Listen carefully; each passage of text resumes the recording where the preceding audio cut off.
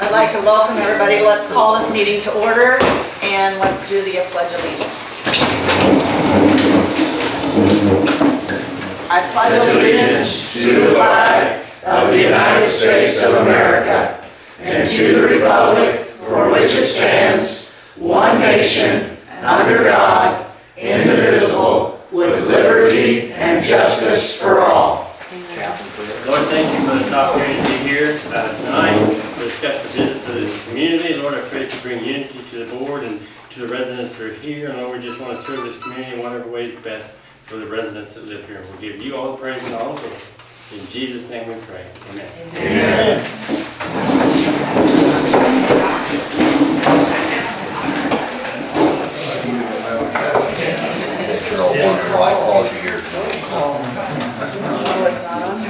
Roll call. Yeah, roll call. Floyd. Here. Byron. Here. Brenda. Here. Thank you. Jimmy. Here. And Jenny. Jimmy. Yeah. Jenny. Okay. We're here. Okay, and then you're here for the attorney, and then Pete's here.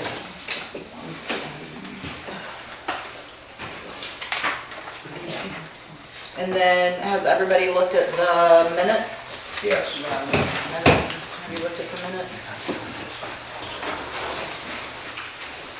Jenny, have you looked at the minutes? Yeah. Okay, Jenny, have you looked at the minutes?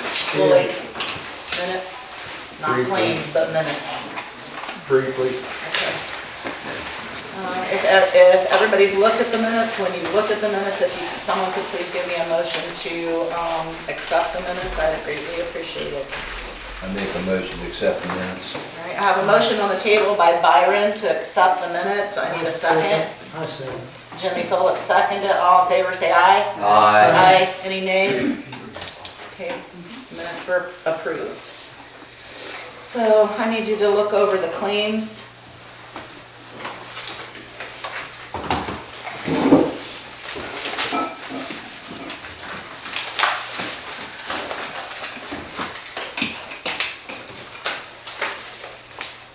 Anybody have questions over the claims? Find them. I'm gonna read back. There's just so much stuff to look at. What is that? Spent $131,288.48 last month, that's right, That's including payroll. everything. Yeah. It's always on here too.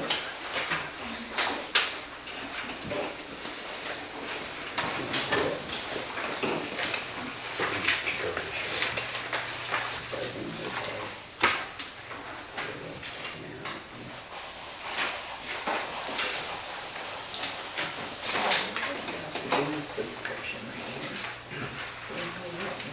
Out of it, but it's current. Dues or, I've used it before, but I don't know. Dues or,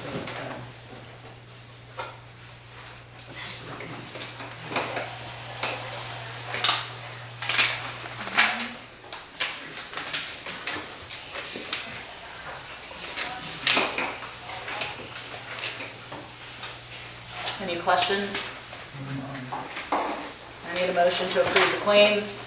Make a motion to approve the claims. There's a motion on the table by Jenny Phillips to approve the claims. I need a second. I second it. Byron Doherty seconds it. All in favor, say aye. Aye. Any nays? All right, that passes. All right, CN with Economic Development Corporation, please. Have a seat. All right. Thank you.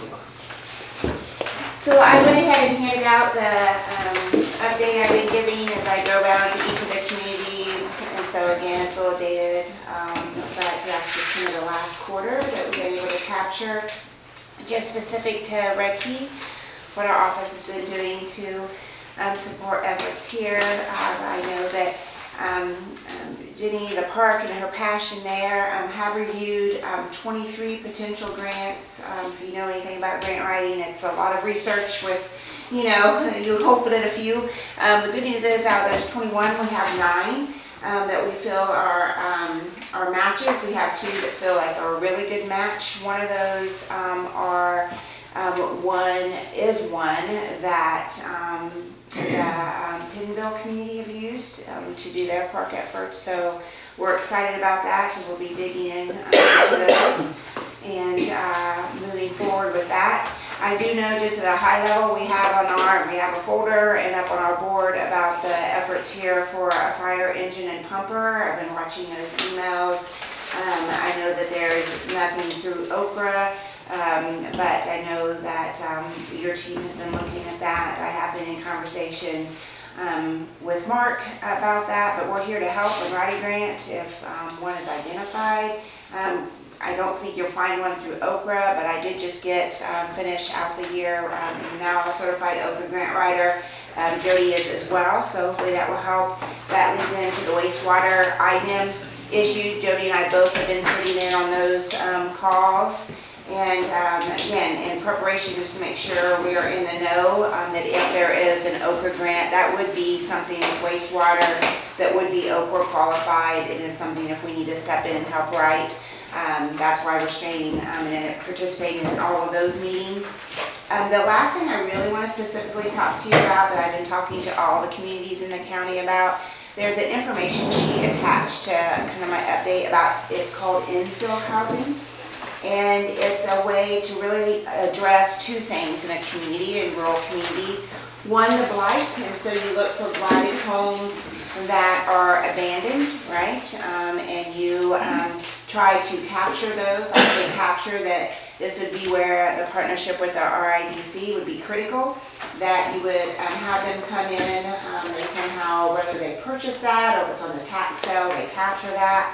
And then we work to get funding to tear that blighted home down, and then make sure the site is ready, and then work with the developer to incentivize, so whether, if the RIDC owns that lot, they might gift it to that developer for 50% off the rate, and then you get a house, a new home rebuilt. I'm working with that in... And that program is called what? It's called Infill Housing, IN-FILL Housing. Right now I can tell you that Redkey has 5 homes that are on the tax sale. And so that is something I'll be talking to RIDC about. I'll just use Dunkirk as an example. They have 19 homes on the tax certificate sale. We have been working with the commissioners. The commissioners have gifted those 19 properties to the DIDC, the equivalent to RIDC.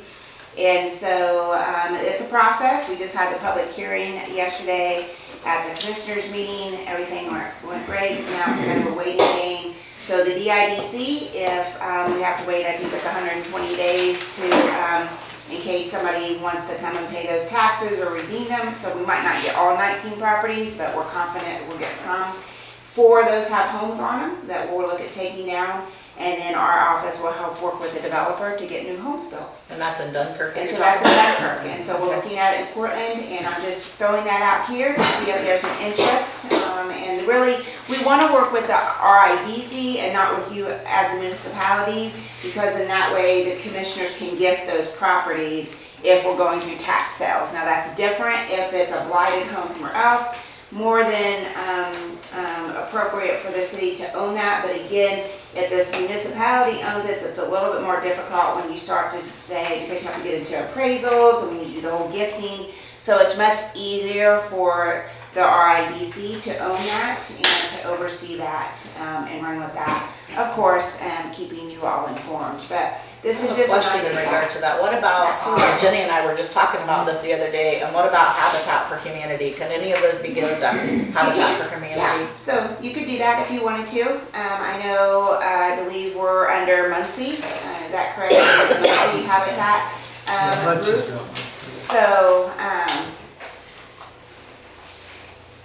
and Habitat's actually kind of changed their model. They used to, it was all just new builds, but now they actually are doing rehab. So that's pretty exciting that they do that as well. But most definitely, again, that would need to be through the RIDC, so they could gift that to the Habitat if that's what felt was appropriate. Okay. But yeah, absolutely. That's a great idea. So we could have them reach out to you if they're interested. Is that, okay? Yeah, Perfect. but again, I just wanted to put out a feel to see if that's something you might be interested in. That's something our office can walk alongside of you and help and provide that guidance. I think it's a great idea. I think it's a great idea Okay. too. All right, then I'll reach out. I wanted to do you first before I reached out to the RIDC to get your blessing. How about you, Roy? How do you feel? Yeah, Jenny? Yeah. Okay, we're on. Okay. Yeah. Yeah, I got a question, maybe get ready to think. Sure. You got 3 on Redkey, new park project, fire department, new engine pumper, and wastewater project. You thinking working on all 3 of them, or you working on one of them? So no, we're keeping informed on all 3 of them. There's 2 of them that one of them we're working specifically hard on, which is the parks. We are just sitting in on the meetings. You're doing the hard lifting. We're just sitting in on all those meetings with IDEM in case there needs to be an Ochre grant written, and then we'll get heavily involved. And with the pumper, we're happy to write a grant. It's just right now there's not one that's been identified. I know I've talked to Mark about it when he's been in our office. I've seen emails kind of go through. I think your team's worked on it as well. So I think between all of us, we're all willing to help. We just haven't found an opportunity to help. And so we're just keeping our eyes open, and it's on my wipe-off board under Redkey. All 3 of them's on there, right? All 3 of them's on there. Okay, So, thank you, ma'am. you're very welcome. Any other questions for me, or? I just while have I'm a here? question about the RDIC. Yeah. Just about EBIC in general, one question. We're over that, but because that has nothing to do with this. But according to the bylaws, how do you, when do they vote someone in? If there's an opening. What does if mean? How many people are allowed on that, and what's the guidelines in the bylaws for that? So I mean, without seeing them, I believe, is there 4 or 5 on there? Have you seen, you've seen them? You I haven't have? seen the bylaws. I've got the bylaws. Yeah, we all have the bylaws. There's 5. We all So, have okay, the so bylaws. I don't have them in front of me, but there's 5. And so again, when someone comes up, that's when it comes to town. I can tell you, you are not, I help with all of them in the county, and they have members who've been on there Years. for years and years and years. And so, you know, you can look at that both ways. You can look at that as that's really nice because, you know, they have that history, or you could look at it as that you want new blood in it. But I can tell you the beauty of those entities are that they are separate from the elected officials, and that's why they work so well, and it protects all of you, right? It really does protect you to know that you're not trying to influence. If you have control of the money as a elected official, that somebody can't come up and you're gonna give them a deal because you want their vote. But we So- have had council members on that board many Yeah. times. So I would say that I would disagree with that. I would not think that that's a healthy way to do it. Because they're designed to keep it separate, come and report, and you know, you can talk about it and that kind of stuff, but it really is to make it so it's separate from the elected officials, working in a separate, I see you're nodding your head that you agree with that. And it's not about trying to hide things, it's not about trying to control things, it's about really protecting you as elected officials and just creating a more, you know, kind of in the perception of the public, a separate entity that's looking, you know, at that money, and to make those decisions. So those elections are supposed to come up every 4 years according to the bylaws. So when is there a specific year that they come up? I mean, if it's every 4 years, my understanding was when somebody was, and maybe I'm thinking of another one because they are a little all different, is just whenever there's an opening. Okay, so And I'll so- send you an email Sure. and reach out to you Sure. and get those questions I'm just- answered if at all possible, because Jenny has been asking those questions Okay. over and over, and until they're answered, And your they're gonna concern continue to is, be answered. Jenny, Well, what's we've your been concern? trying to get the audit out there we got the audit from the audit committee for 4 years, 20, 21, 22, and 23. We've been trying to get the audit for 24 for a year. Now, next Well, it month will be an hasn't- audit for 25, we can't get it. well, we have Supposed to given all have. we have given all the financials, until the reason we didn't give, when we gave everything to, we sent everything to Brenda, that was not available yet, because the, Bolenbarkers still have it. Do you And do so the I- audit, or do they do I do it? not do the audit, I They am not do an it. accountant. The Fine, fine, Bolenbarkers is paid through RIDC pays an accountant and an accounting firm to do a separate review of all the books to ensure that everything's being done. And every single review has been come back that they have been in compliance and have followed good accounting practices and are abiding by the rules and authority. There is nothing being done, but we can definitely get that to you. I'm sorry if that fell off the radar, if it's in our office, but the reason we didn't provide it when we provided lots and lots of information to Brenda with your questions is because it was not done. So that you should only be missing one audit. The course of 2025 doesn't even start because 2025 is not over yet. Correct. So that will not be done until probably next summer. Well, But I'm 25. assuming you're missing 2024. 24 and 25 will be next Well, month. 25. And anyway, according to the bylaws, they're supposed to have election every 4 years and comes through the town board. And according to the bylaws. Okay, I think that, again, I do want to Could you understand, just provide a copy of the bylaws? I think I'm being told you already have the bylaws. I personally got one and Jenny went up and got one from you, but I We think can get you a everybody, copy. yeah, We can get you a copy. everybody needs a copy We of it. can I'll get make you sure they get Provide that. a copy. Yeah, I mean, I'm sorry, I thought when we provided to Brenda that it was all sent out, so we can definitely send one out to everyone. Is that what you would like us to do? Yeah, Just send them that's personally to fine. each one? Yeah. Easy to do? That'd be good. Nice thing to do. Yeah.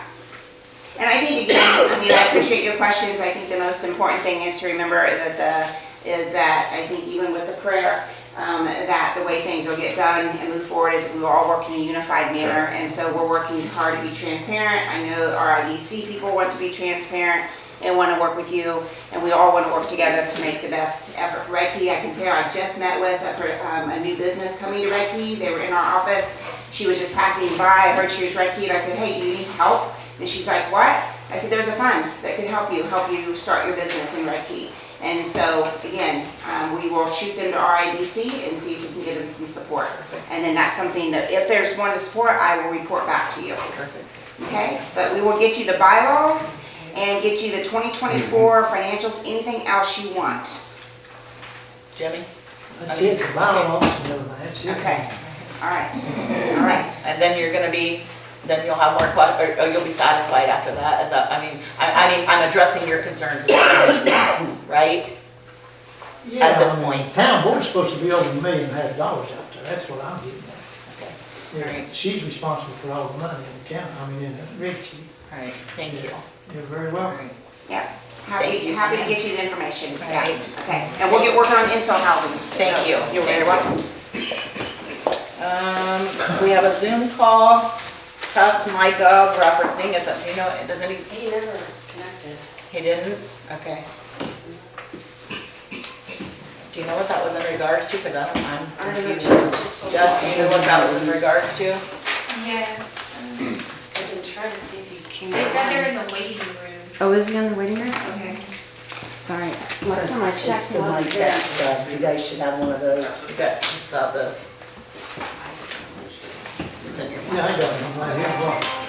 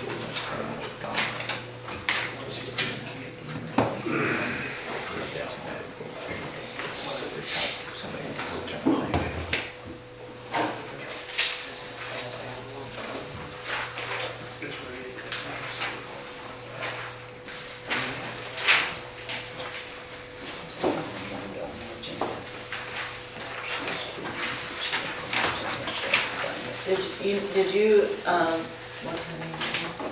Is it Amy? Amy, did you sign this paper up here to talk? No. Will you come sign that, please?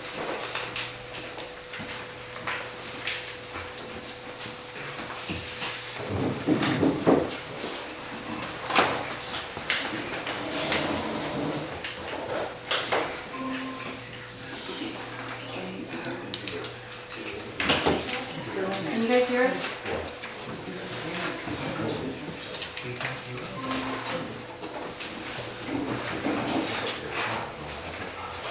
Can you hear us? I can. Can you hear me okay? Yes. Perfect. Camera's on Zoom. Awesome. And our plan was to take a few minutes. Is the council ready for us now, or did you want us to wait No, until we're ready. Okay. Can you see the council? Can you see us? I can. Can you see me okay? We can. Perfect. We appreciate you taking a few minutes tonight. I know, just as a brief introduction, my name's Luke, and then we've got Mario on the meeting as well. We're both over here at Text.gov, and we've been in conversations with Jess over there just to consider the smart texting solution for the town. So as far as the plan for tonight, we plan to take a few minutes to bring the board up to speed on what the benefits would be for the program, as well as open it up to any questions. I know we have a few things visually to show. If we were to share our screen, would you guys see the material okay? Can you guys see from there, Myron, if we back it up a little bit more? Bad side. There you go. Go ahead and present. Okay. Awesome.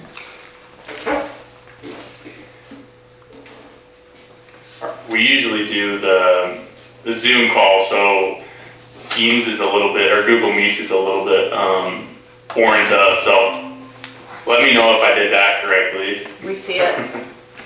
Okay, awesome. Well, again, just as to bring us up to speed is what the program entails and what we would offer for the town.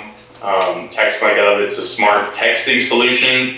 We only work with local governments, so town, city, up to the county level there in Indiana. And our goal is to help connect the residents to local government, as well as empower local governments to streamline communications through text. So what that means is we can give the town mass text or mass call capabilities to be able to send out alerts. I know when we talked about, when we had conversations with Jess, she talked about using the program for utilities, or if there's a road that's shut down, specific events, like if there's a town-wide cleanup, town meetings like tonight, stuff like that. So more general day-to-day stuff. It also can be used for time-sensitive or emergency-based alerts. So we've got some agencies that choose to open it up for public safety-related updates as well. So the other piece of the program is essentially we can let the residents text in, which if you've got your cell phones handy tonight, we'll have you guys try texting in a few examples. Essentially what that does, the system will automatically respond to their questions or whatever they text in, and hopefully in return they're getting information sooner, all ran through text. So there's no download needed. So for the residents, and they don't need to create an account or download an app. We went with texting. It's such a familiar way to communicate. So as we go through, I know I'm sure I'm overwhelming with a ton of information, but what questions do you have as we went through the introduction of the program? I don't have any questions. Does anybody have any questions? Not yet, no. No questions. Awesome. Well, good. A big question we do get is how do we get the residents to know about the service? I'll pull over my screen and show you another agency there in the state. So this is just the town of Frankton. They've got a little pop-up on their website. I'll zoom in just for today's purpose, but they've got a little pop-up that says receive town notifications, text in Frankton to that 5-digit number to sign up. So they can do that through their phone, or they can put in their cell phone as well, directly inside of this pop-up here. And then once they've done that, they're inside of the notification group. So whenever the town chooses to push out information or updates, they receive it through text. We also can link it to these flyers. So we help we have a marketing team that helps create these materials for you to help post it on the website. I know in our conversations with Jess, talked about putting it on the Facebook page as well, and around town, so we can set up with, we have different towns that also choose to,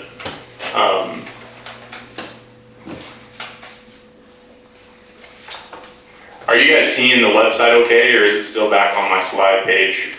No, it's still on the very first page that you popped up. Okay. Let me stop sharing and try it again.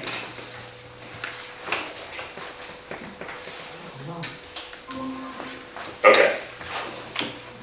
So to back up a little bit, we give the agency these types of materials so the residents know how to sign up. So you can see they would just text in a simple word to sign up for the notification group. And then I'll pull over my slide deck again. I realize probably should have this all on one page, so I apologize for the hiccups tonight, but I'll pull up my slide deck again just to show you a few examples of how the residents can sign up for the service. So we set the town up for with a local phone number. So for you guys, it would be that 765 area code. We're out of Utah, so that's where this 435 comes from. But if you got your cell phones on you today, if you wanted to try texting in hi, and then we've got a few other examples for you to try out. I can't even, I can't really see the number from here, so what's the number? Okay.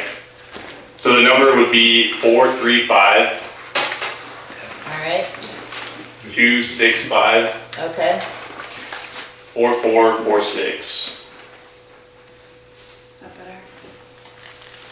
Oh yeah, that's a lot better. So then I'll text them and see. So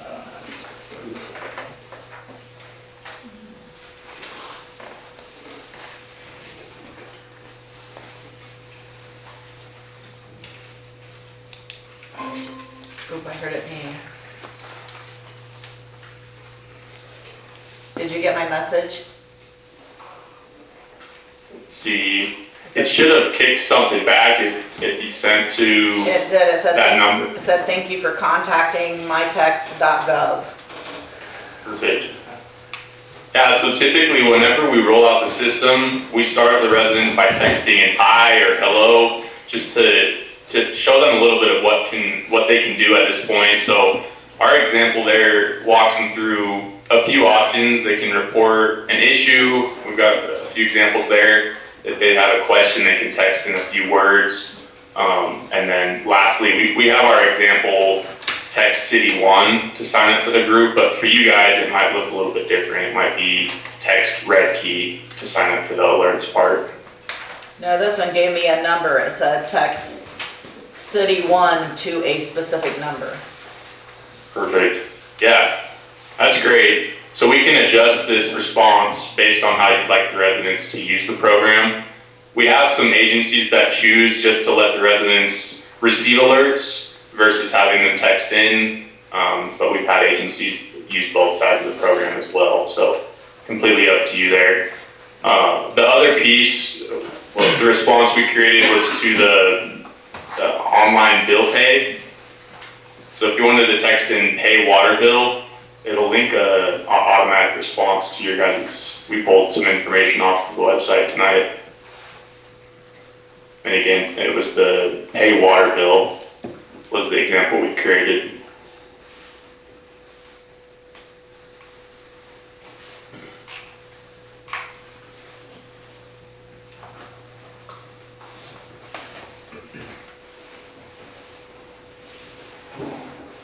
Do we still have connection? Yeah, can you hear me okay? Okay, yes. Awesome. We'll give you guys a few more seconds there just to try the pay water bill example, and then we'll plan on moving forward. The last piece. That's with the water bill. So I don't understand what you mean by that. What do you mean to sample pay water bill? I mean, do you text something to that same number? Yeah, so I apologize, I should have explained it. So yeah, to that same number, if you wanted to text in, instead of hi, text in pay water bill, and then it's gonna kick back a response. So is it gonna send you the link to pay the water bill? Yes. But we already have that on our government site, right? We already have that access on our government site, right? Gotcha, okay. So does this connect to our town website? Yeah, no, so when I sent pay water bill and it said, thank you for contacting the town of Redkey, pay your water bill online at, pay.paygov.us, blah, blah, blah. So, yeah. Yep. And all we did there was we took the portal off of the website there and threw it into that. That's the link off of your website, so we can route the residents directly to the payment portal. We can get as creative as we'd like to with these responses, just depending on what kind of questions or what kind of information you'd like to make available for the residents. So that's the interactive piece. Is there an extra charge through your company for those that pay water bills online? Nope. Well, Yeah, no, we use what you have on your website, so we would just route them there quicker rather than having to get, go off the website and click through. Or if they have questions about it, they can text them to the number versus having to go on the website or come into the town offices. The last piece I'll talk about is the push notification side. I'll pull over this screen and show you how we can send out alerts. I might have to stop sharing and reshare again.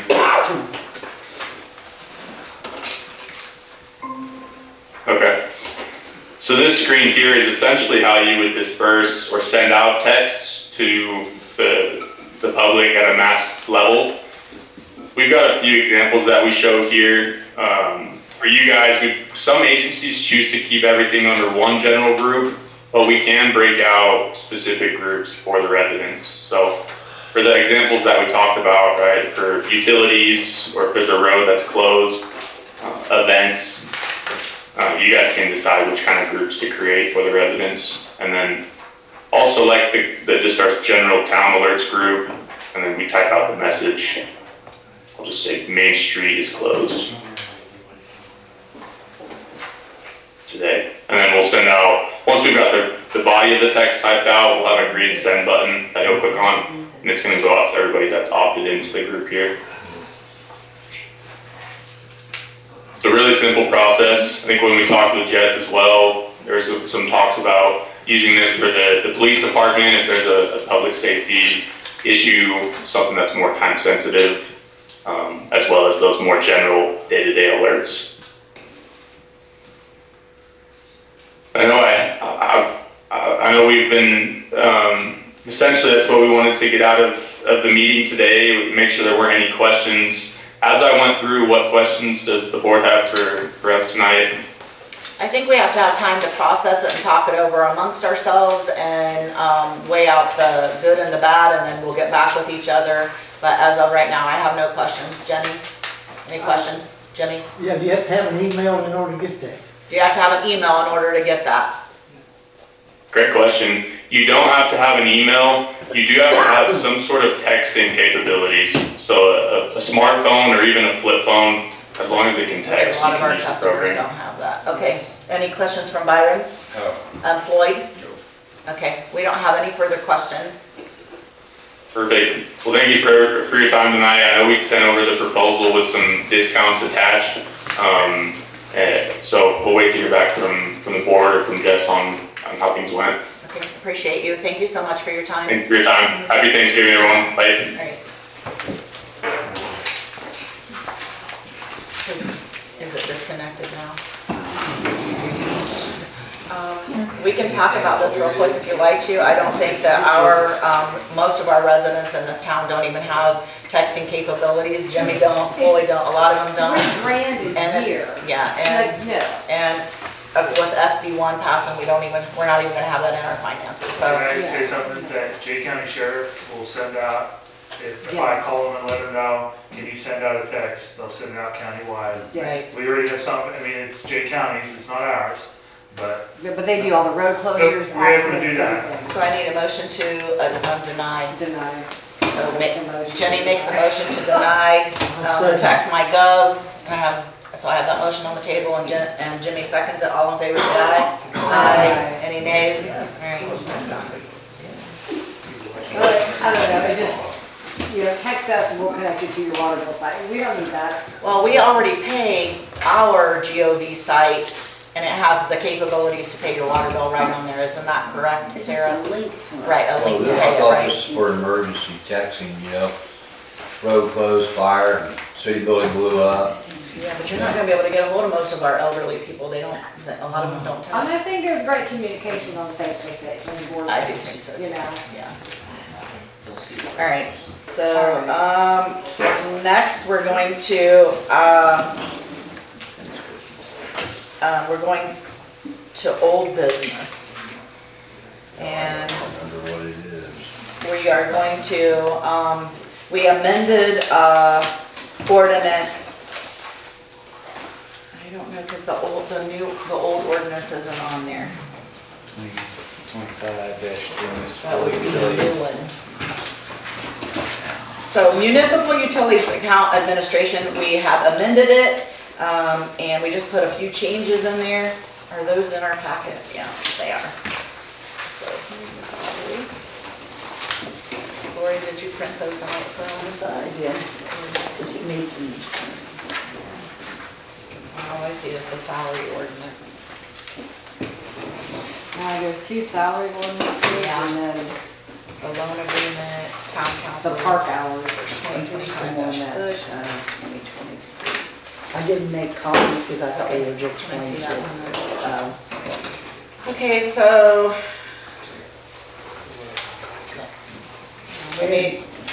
we made some minor adjustments to the municipal utilities account administration, which was originally, what was it originally?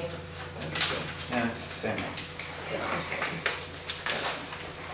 But it was originally, No, it's that one from last month. okay. So, that's what it was called. So I just need a motion to accept the amended ordinance, which would be which will be now 2025-3. So I need a motion to accept that. But we edited it. We did edit it. Yeah, we edited I it. don't even have that in front of me. Yeah. Yeah, they need to, if they didn't get a copy of it after it's been edited, then You guys didn't get them in the email either? I'm just asking. Did you get a copy in your box, No, Jenny? All right, so I'll tell you what we're gonna do. We're gonna have to, I can put it off, right? yeah. We're gonna have to hold off, and Gloria and Jenny, or Jess, will you please make sure that everybody gets copies in their boxes at the town of these ordinances that we have? All right, appreciate it. And that also, we're going to have to table, so we will table ordinance 2025-3, and we will also table 2025-4 till everybody has time to review those. Okay? And everybody will get a copy in their box. I gave everybody copies last month and I thought we were just going to. He made more changes. He made, Yeah, well, I did copy of that. who's this? That's the park board one that puts a penalty if you're there But I mean, overnight. it's not. That's new business. Okay, new business, all right.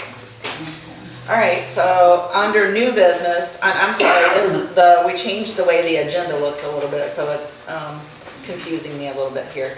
So under the park fine ordinance, we have ordinance 2025-6. Jenny, have you seen the park ordinance? Jenny, have you seen it? I'll look at it. Byron, have you seen it? Yes. Floyd, have you seen it?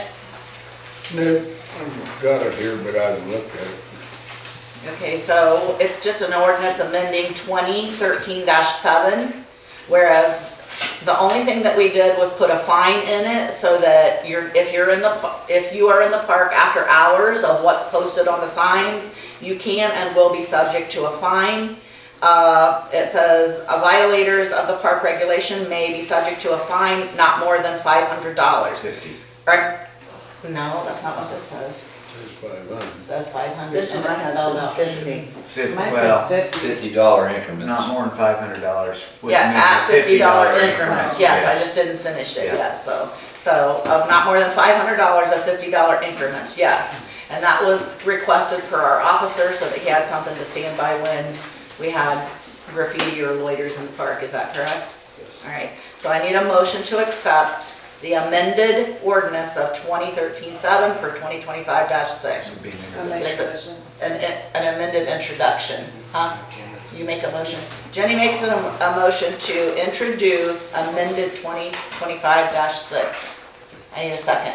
Can we put up a sign out there telling everybody it's closed and let them consent? We have signs at both entrances, signs do we at not, both? Seth?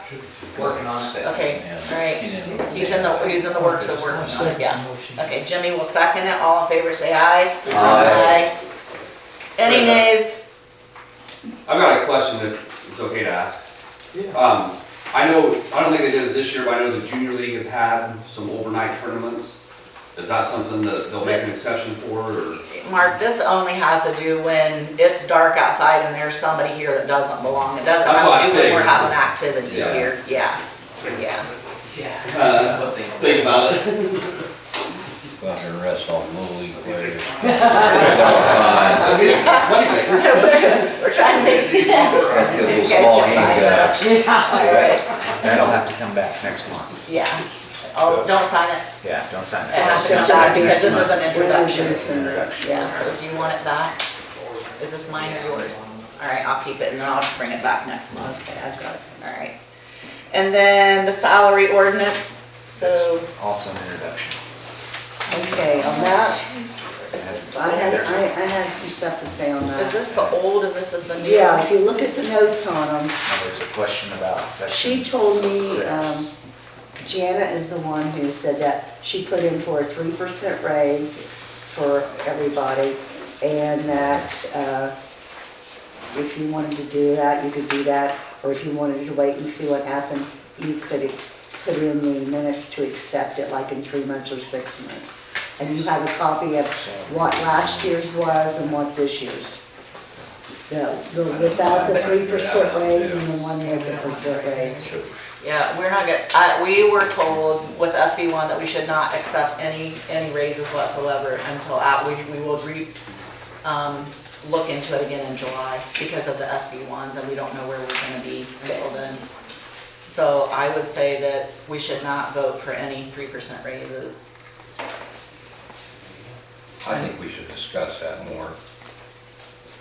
Because Isn't that when what was you understood it the last too? time they had a raise? We got a raise last year, all of us. So they're not gonna get their cost of living raise. Because we're worried about not having Until enough July, money in yeah. 28. Yeah, because they're gonna try to take away they're gonna amend the property taxes, they're amending all of Then that I stuff. think, okay, that's fine. So- Well, I'm not gonna vote on this or even say that, because I'm gonna do some more research into this to see where we can cut some spending out to give our employees a raise. So I think that we should make a motion to table it until, because we have till December, because this has to be passed by December to have for January. That is correct. So I think you have a couple options, Byron, and first off, I would give it an introduction. You're not passing anything tonight. You're giving it the introduction because, Well, I'm All not of sure if your- I wanna give it an introduction. well, hear me out, first and foremost. Any ordinance needs to be introduced so that you can vote on it at the next board meeting, so that you have an ordinance that goes into effect starting in Correct. January. You can always amend an ordinance at the next meeting and you can make the changes, which is part of what we were discussing to do with those other 2 ordinances. So if you wanted to give those raises, if you wanted to make the changes that gave 3% or 2% or a 1% change or a 12% change at the next meeting, you could absolutely do that with this same document. So by introducing, all you're doing is starting the process of the ordinance introduction. I'm So saying we're that's, looking into it. that's starting the process. And that's stated in the salary ordinance in here? Well, that's That we would that's do. just the process of governance with ordinances in general. So anytime that we start an ordinance introduction, for approval. Introducing an ordinance is a two-step process. You have the process of introducing an ordinance, and you have the process of adopting an ordinance, which you typically do over a two-month series. So introducing tonight does not lock you into this is what the ordinance is going to do. Many times you will introduce the ordinance and then have edits that go into it the next month. For amendments. For amendments, yes. Okay. So doing that tonight, introducing, does not lock you into this is the salary that's going to be there. And in fact, I had a question that I was going to ask anyway. There's a section about the water laborer's rate. You have one labor rate in section section 1, you have it in section 1, and you have an additional one in section 6. So they're the wastewater operators, so rates.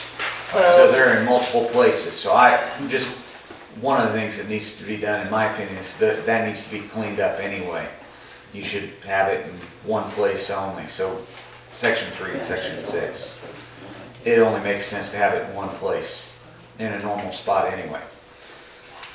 Well, my paper's not showing it's section 6. Yeah, I took it off of the one that I did because. Oh, yeah, it's not even on the new one. Yeah. Not even on the new one.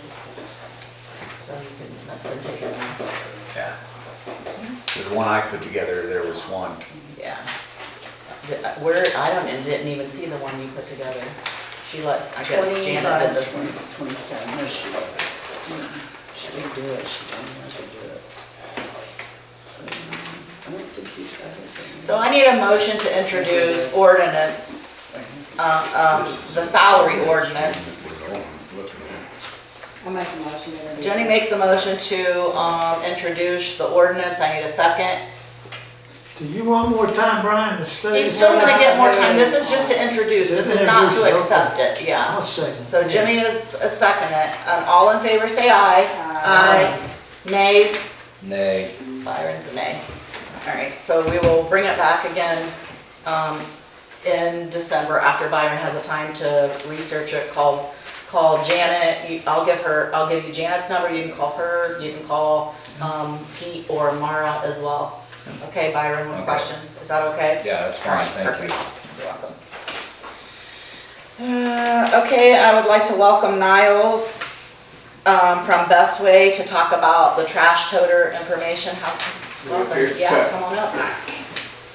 So I'm Niles Morrissey, representing Best Way. Here mainly just to answer questions, comments, concerns. I know there's been some discussion where we brought it to the town to go back to, as the contract reads, to go to one cart. Anything above and beyond that would be charged additionally to the homeowner, and the homeowner will be responsible for that. I think that's the reason everyone wanted me here to kind of discuss that and how the concerns that what the board had with that. I've got two and I want to turn one of them in. How do I turn it in? Call us and we'll come pick it up. Absolutely. And that's the reason 90% plus of our towns only in the contract only sign up for one cart. That way, no homeowners being charged any more than what they need. That's all. So, like yourself, most people only want, I'd say 50, 60, 40, only want one cart. That way, they're not getting that additional charge of $5 a month. $5 a month is put into place for those that need the second cart. You know, the household that's got 6 individuals, 7 individuals, you know, they're only going to be paying for themselves. That way you're not, you know, responsible paying for second carts. You got somebody coming around and picking them up? Absolutely, yeah. No, yeah. So we'll dump them and then pick them up. And I know, like we discussed, we agreed to continue it through the end of the year. Yeah. So, or actually to the end of the contract. Yeah. So that would be the end of March, Yes. I believe. Yes. So yeah, and then we can discuss it further on the next contract. And if the town chooses, you know, to get everybody with 2 carts per home, we can bid it that way. And that'd be totally your choice. The reason most towns don't do that is just because individuals like yourself that don't need that second cart. So that way everyone's not paying for that, you know, second cart is responsibility they don't need. So you could give us a bid for the one cart and you can give us a bid for the You could, quote for the absolutely. 2 cart. That way we have something to present and we could say this is what it's gonna be. Because a lot of people say, I shouldn't have to pay for someone else to have 2 carts if I only want one, the extra. So we do need to consider that. Absolutely, and that's the reason that, you know, most of the contracts in the towns are that way. Because that way the individual only needs 1 cart isn't being penalized by paying for a second cart that they don't need.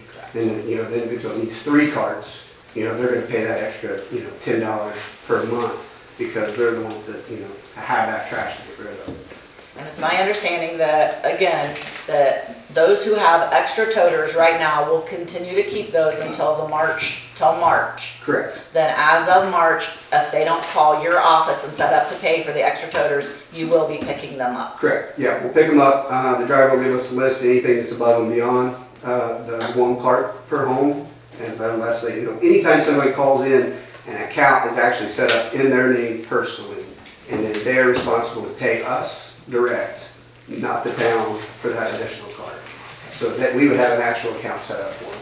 And if an account's not showing up at that address, then we would remove the cart, yes. So come April, we need to have an account with you. Correct. If we want Yes. more than one. Directly with us, yes. Okay. What's your Yes. phone number, buddy? 765 Just a minute. 853 5714. 5714? Correct, yep. And you will present us with the new contract that you want to present to us by when then? If it's up in March, you'll present what? So Like we February? can present it, absolutely. I assume you're probably going to want to release the bid specs. And then that way there's a formal process through. That way we can bid it that way. Okay. I do have a question. I know a few months ago, I don't know if it was you, that was either another fellow from Bestway, but I had requested that those toters over there by the water tower be picked up and removed, and Okay. they're still there. They Yeah, just- I was out of town, I apologize, so that's the only feeling, but that's the Okay. first I had heard personally. Yeah, because I had asked, you know, when someone new moves in, who delivers Sure. their trash can, and was told Bestway does.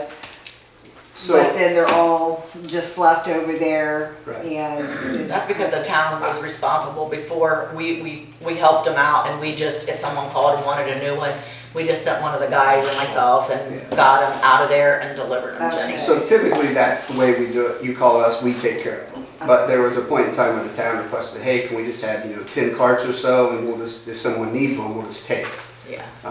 And we can get rid of these, and this way we have a formal, we have an actual phone call, we have a conversation, and we'll just do it all ourselves. And I know that they did open up a spot down at the street barn and stuff. You said you have 4 or 5 down there now? But he's only gonna keep 4 or 5. We shouldn't need any more than that. That's just if a new customer comes in. Right, we just find. Like on a that's- Friday late and you guys can't get them a toter, at least they have one for the weekend. Yeah, the only reason I would refrain from that is, typically when we put those parts into place, we write down those serial numbers. Okay. And if you call us, or if the individual calls us and says, hey, someone stole my cart, I have that serial number in place, it's all in a computer system, and I can look it all up. Then by Same all means, thing. you can pick them up at Yeah. at the street department. I think it would be simpler in the long Okay. run if we could just, That's perfect. we'll just do the work. That way there's not a question. If they call us, they say deliver a cart, we get there, there's already a cart. He's calling us, there's a lot of, Okay. miscommunications. Okay. If we just take care of it all, I personally think it'd be simpler. Perfect. And that's why we do it everywhere. That'll work. So- That'll work. And it'll take any kind of headaches out of your hands Okay. as well, so. And anything that you send us as a request as a town, say, like if you have an empty residence, and you say, hey, can you deliver a cart to this address, so-and-so just moved in, usually we can get to that within minimum 3 to 5 business days. Also, just Sometimes so it's if yes. somebody calls up at the office and says that their toter is broke, you guys are really good at looking at that when you're picking up the trash too, but Jess can just call you guys and report who it is, the address, and then replace it when you come. Okay. Absolutely, All right. yeah, just All right. call us, broken wheels, broken lid, cart's busted, anything. It's just call us and we'll fix it. Perfect. It's a part of the contract. You're not owning any of the carts. They're just essentially a lease Right. unit. And the reason for that is, years ago, we just had so many individuals say, hey, my cart's broken. And then they go out and they buy a $300 trash cart, supposedly $300 trash cart, and expect us to pay for it. So that's the reason, everything's required to be in one of our carts. We take care of them, something breaks, it's on us, we fix it. Perfect. Yeah, I called you and you fixed it. All right, Yeah, perfect. good about it. Thank you. We're all gonna be all on the same. What's up, Bill? Two-part question here. So the grandfather thing is outright, so that's what. I'm glad you brought that up so he can address that. Correct, yeah, it's, so our biggest concern is, I know, I've heard through individuals in the town that there was a grandfather that somebody's been told, and I have no clue where it came from. I've been an employee with there since 2003, and I've been in the office since 2007. I've never seen anything in writing, I've never seen anything that even brought it up. I have no clue where it came from, to be honest with you. And my second question was, does the driver know exactly how many totes that each household? He does, yeah, and that's kind of what brought this up. So just so everybody's aware where this initially came from, there were houses that were having, there wasn't a lot said if there's 2 carts at a house and you're paying for one. He started making comments. There's 5, 6, 7 carts at a house. We can't feasibly continue to do that for somebody that's abusing the system. So. Yeah.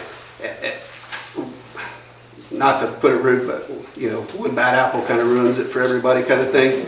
That's kind of that's where this started. The reason I asked that is just, Gonna get some. I noticed some has been slid from empty houses or other houses. Absolutely. Onto their property and. Yeah. you know, So the way it works, just when the guy's picking up trash, he has a computer in his truck. It tells him what address, every address in town is listed. It has serial number for the cart. So if that's not the serial number that matches your address, he can actually, know which one to pick up and what not to pick up. Gotcha. But, when everybody's got 4 or 5 carts and we've been telling him, hey, pick everything up, we have no clue how to track that. So it's nothing that was done personally, to the town. It's just come to a point to where, kind of a breaking point where we had to do something. Gotcha. That was the whole initial gist of what started it. So, and you weren't the only town. There was one other town that's kind of in the same boat, and that's really the way to do it. So. Thank you for coming. I'm glad that you cleared it up. Does anybody else have any questions for him in the audience? No? I just want to say thanks, you guys brought me a new can, because that one was busted. Yeah, absolutely. I mean, that's what our job is, to call us. I mean, any questions, comments, concerns, call the office. You got our number, town's got our number. We got a website, and something else I will say too. So 1st November, we got a brand new billing system on our side. Invoices might be looking a little different, just heads up there. But you should also get a letter and an email sent out about the new billing system. Kind of puts us into a new billing portal, which kind of brings up your question too on the extra cards for individuals that do have that. If you call us, then you'll have an online access portal on our account where you can make those payments online, set up auto pay. And we also, just kind of funny that conversation or the meeting happened tonight. So we have access to, if anyone that signs up with an email, so the town's email, we'll be able to do all those push notifications as well out to the towns, individuals that sign up for it as well. So I know you have to have an email for this to work. We don't offer text. So anything that's in our system. So like say for instance, we just pushed out our first mass notification today about the Thanksgiving holiday saying we'll be running 1 day behind. Okay. So the town should get that in the info if it was signed up on the account. If you didn't, let me know. And I'll make sure it's on there. So same thing, anybody that has the extra carts, they have an email address on their account, they would get an email from us saying, reminder, you'll be running 1 day behind this week. So You're running 1 day behind this week too, because of Thanksgiving, this right? week So for you'll be Thanksgiving, running on that's Saturday. right. Yeah, so, Okay. so yeah, it's trash pickup will be on Saturday Right. this week. Okay. Reminder, set them out early because you probably will be running behind because a lot of people forget. I always try to, any town council board I go to, always try to set them out early because he does, any little holiday, any kind of road closure, anything can put that guy running just a little early, so try to get ahead of him. Okay, perfect. Thank you so much for your time. You cleared up a lot and we appreciate you. Yeah, anything else, let us know. Like I said, we'll get them set up as an individual. Earlier you can do it, the better, but I would probably wait until like March, to get that started, just so that way that money's not sitting there for, say 4 months, 5 months, whatever it is, ahead of time. Thank you. Yep. I have a question for this economic development woman down there, November the 20th, 2025, town of Redkey Economic Development Corporation, July 2025 to December 2025 is $15,915.52. Wait a second, can Yeah. you see, Cian, can you come up here Yeah, just for a second sure. so he can ask you a question and maybe you'll understand him? Sure. Yeah. I was looking through these This is what invoices he's here. working out. Yeah. On November 20th, 2025, town of Redkey Economic Development Corporation, July 2025 to December 2025.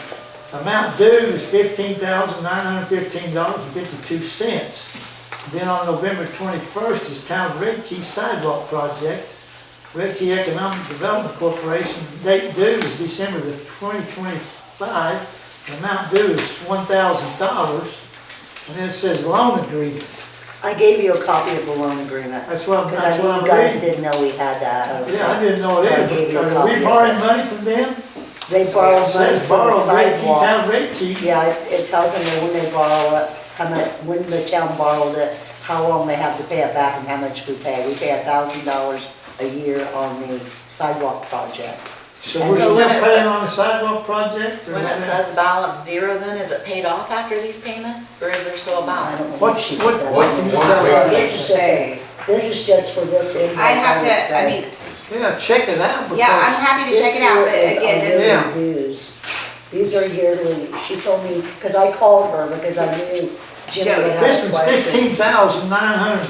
$15,915.52 that we owe Redkey Economic Development She Corporation. says that's developed, that is decided on, she told me by the tax from edit, you know anything about that? yep, yep, And that's how they get the amount that we pay. correct. So when it goes in there, I'll let you talk. Well, I mean, it's just a formula and Check it so- out and see. I mean, I didn't Yeah. know we was borrowing money off our own, Well- ourselves. We didn't borrow the money for the sidewalks, the other town board did. If you look at that in there, it So tells we're you paying what. on the sidewalks that they borrowed money off from the Redkey Economic. We're still paying We're it. still paying on How it. much do we owe them? It should, well, if you look in there, I have to look, it tells you when we borrow the money and we pay $1,000 a year. It tells you in We're the supposed loan to pay it. agreement? Well, Yes, what's the $15,915? that is our That's yearly your- dues. That's your yearly edit money that's being paid. 8/22. It's being paid into, and that's how those funds are held at the Redkey Economic Development Corporation. Those edit funds are sent to that private, not-for-profit I talked about, that Redkey Economic Development Corporation, and then that's where you can fund projects out of. That is done in every community in Jay County, it's done in other communities across the state. It's how money is then invested back into your community, and that creates that separation that I talked about, that Does Dunkirk have an economic development? absolutely they do. Yep, and they're getting ready to tear down a green building, they support other businesses out of. They really, really work well, to help economic, I can tell you, I came from a county that did not have these, and that county's not able to get as much done within their communities because these funds and this system is not set up. I believe this was set up back under Bob Cardozi, which had been back in the 90s or something that they were set up, but I was just talking to an economic developer, former up in Wells County, and they all have this system, and it works really, really well to drive economic development in each community. So basically, this 15,000 and something is going from the edit money that's collected, right? And it's going into the Economic Development Corporation, which is called Redkey Economic Development Corporation, and that board makes decisions on projects that can support. That's the board I'm gonna work with infill housing. So that's a board I could go to and ask for money to say, can you give the money to tear down this blighted home so we can get it fixed up to build? And that's the purpose of that. This is the group that I will take that business that I saw in my office today. I will have them go make a presentation, they'll make an application to this group. So that's what this $15,000 comes back into Redkey, to support Redkey. It can only be used to support Redkey. But let me have, Redkey's the one giving you the 15,000. No, No, it comes from the Well, edit I fund. read it. it comes from the taxes. Yeah.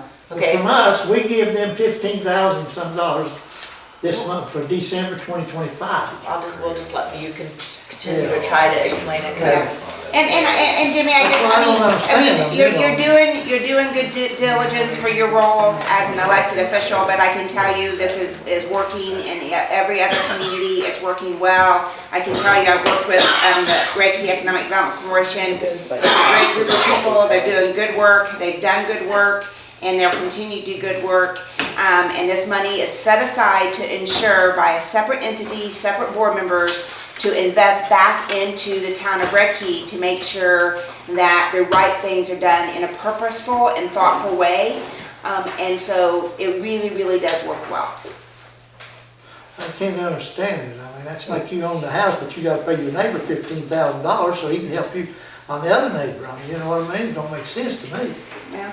I mean, you know, it just don't make sense. It's Redkey Economic Development. When we bought it in 1990 for $2,000 an acre, and Redkey bought it. You didn't buy economic development, it's an entity, that's a not-for-profit. Gene Stiggleman and Redkey Town Board bought it in 1990 for $2,000 an acre, 71 acres. you're talking about You property. You You're could talking bought a about property, you not could, land. yes, Not and land. all the groups that own property, again, that's a way to bring in income. But again, the whole purpose, and it's working as it should, is to support the town of Redkey. And, you know, I get that it can be a little confusing about how the money's transferring back. But all I can tell you is that if you have in your head that you're kind of the colloquial saying, robbing Peter to pay Paul, that's not happening. That's not what it's just taking funds that the town gets to set aside to be used thoughtfully and purposely for economic development efforts. But then we gotta sign loan papers with you that we're gonna pay you back. Because a board decided to borrow from those funds to do a sidewalk project. Because the only reason we get those money from taxes is for the whole purpose, to give it to the Redkey Economic Development, or we wouldn't get that amount of taxes. Yeah. And again, I mean, Does that make Jimmy, sense? I'm happy to, I know you've been in my office, please stop by. I've been 2 years trying to figure that mess out. Yeah, it's all right. You drop by anytime. Well, not over Thanksgiving, I won't be there, but you can Well, I drop won't be there either. by. Well, I'm happy to chat about it. Do you kind of understand now, No, I Jimmy? don't. You still? I'm sorry, I'm sorry. All right, what's that? Did somebody say something? All right, we're gonna move on. How, renew employee insurance, is that you, Gloria? 'Cause- Well, I've got what it's gonna go up to. We just have to agree. I gave you copies of Okay, everything. so it's something that needs voted on. So there's an increase in the cost. Yeah. So there's an increase in the cost in renewing employee insurance. How many of our employees get insurance, do you know? As of right now, I think Seth's the only one. Just one? Okay. Jess was, but she went back to part-time, so, Okay. yeah. Okay. We have like a life insurance that you guys pay for like $10, but the rest of the people don't. So you don't have it, do you? And I don't have it, and the 2 office girls don't have it, and the office, we just pay one. Okay. And it's going up from $12.87 to $14.09. That's just for a single. A family can't really afford it if you got a family Is that per year or per month? per month. So it's going up $122 more a month. It's gonna be $1,409.50 You look for a new a insurance month company. for insurance for our employee. So that's for health insurance, correct? $122 extra for a So single. that's like 300 a week roughly. It's $122. Is this per week right here? That's per month. The $1,400 Yeah, we is pay per that month? They have a So it went up deductible too. $122 a month, so if you divide that by 4, you know, that's how much. I can't math in my head. That's at all. 3, that's 12, so you're talking $30 a pay. Added on to what they're paying for the regular premium price. But we pay it, right? They don't We pay pay it? this. Yeah. So we Oh, that's pay, not Yeah, what's we- coming out of her. No, we've been paying it. We It's- pay Or for she's the- just saying it's It's increasing. we pay it for the employees. So we already pay the $1287.50. I mean, we're already doing that, but they've added an increase of $122 a month. A So lot of it's we've them only got one employee. Some of Yeah. them don't need it. I Yeah. don't need it. So I need a motion to accept the increase in the raise of the employee new renewal for employee insurance. I need a Make a motion. motion to pay the insurance. Jimmy's got a motion on the board to approve accepting the new rates for the insurance of new employee, or for employee insurance. and Byron has a second. All in favor, say aye. Any nays? Okay, it's taken care of. Interlocal fire resolution.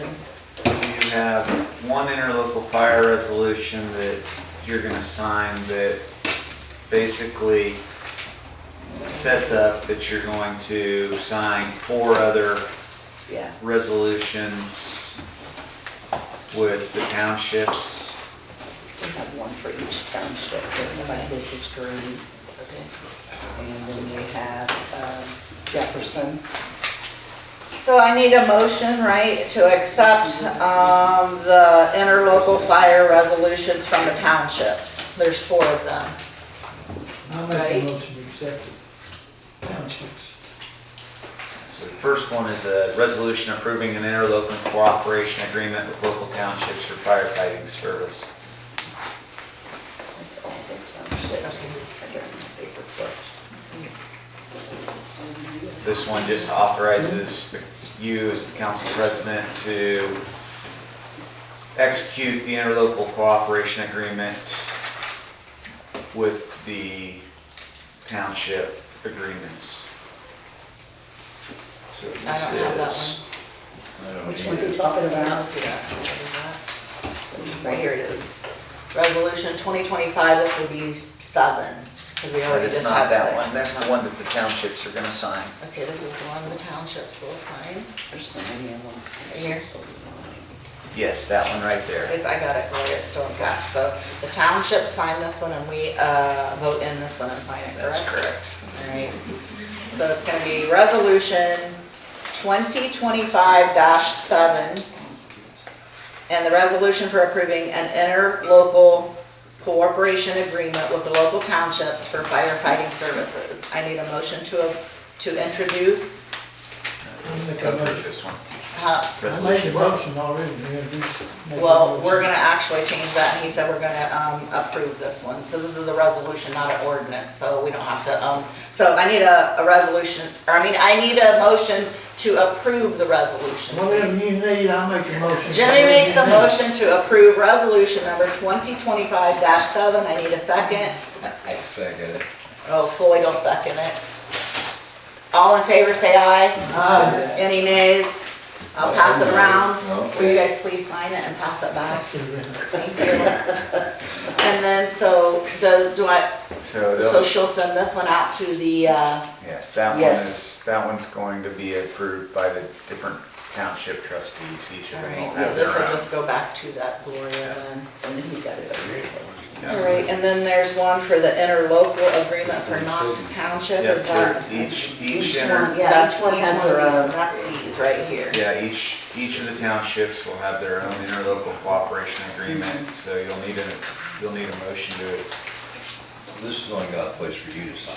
yeah. Oh, okay, I'm Yeah. sorry. So these are the contracts between the fire department and the 4 townships that and we have to sign these so that the firemen can continue to, So take just a care of it. technicality, it's like that contract between the town and the townships. That is correct. Well, yeah, right. So I need a motion to approve the 4 township agreements. These are all These are all what? one-year agreements. 1-year agreements. So I need a motion to approve the 1-year agreements between the townships and the towns for the fire departments to be able to go do their duties there. Let's see. So Jimmy makes a motion and Jimmy seconds it. All in favor, say aye. Aye. Any nays? So I'll pass these around. These are what needs signed. No, you should be the one signing this too. They wouldn't accept them the last time, did they? Are they gonna accept them with just my signature? You're the Because they only- wouldn't accept them You're before with the only just one mine. on there, yeah. But let's They were make, picky let's ones. make sure. Do you remember that, Mark? I They think there wanted- was one township that, if I understood correctly, one township had to have all the signatures. Remember which one that was? Oh, Glory, do you I think remember? it was, Knox at the moment. Does it have 4 on it? I know, I thought they all had, well, we all had to sign it. I got confused because we had one set and then we got another set. Oh, this one is for, they all only had one signature on it. Well, let's see. Well, then you just send it back. That's Well, it right. has Okay, Gloria's signature on it. Mara wrote them all. Yeah, I was gonna say. Here's This is the only one two, you have to have it.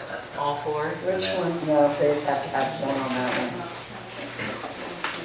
It's all Gus's fault. It's gotta be notarized. It's all Gus's fault? Yeah, you said a word down there anyway. I lost my Which one is voice. this? Oh, you did ya? How do I know which township it is? I thought you were picking on him. I don't see any of them that has, they all sign it. And this meeting's township.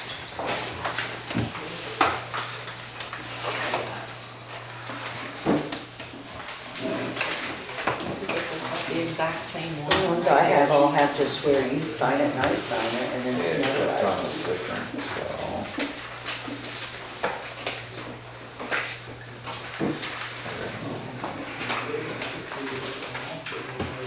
Cause I only have two different ones here. I don't have enough for four. I have four, I have two to sign. but I don't have the one that has to have them all.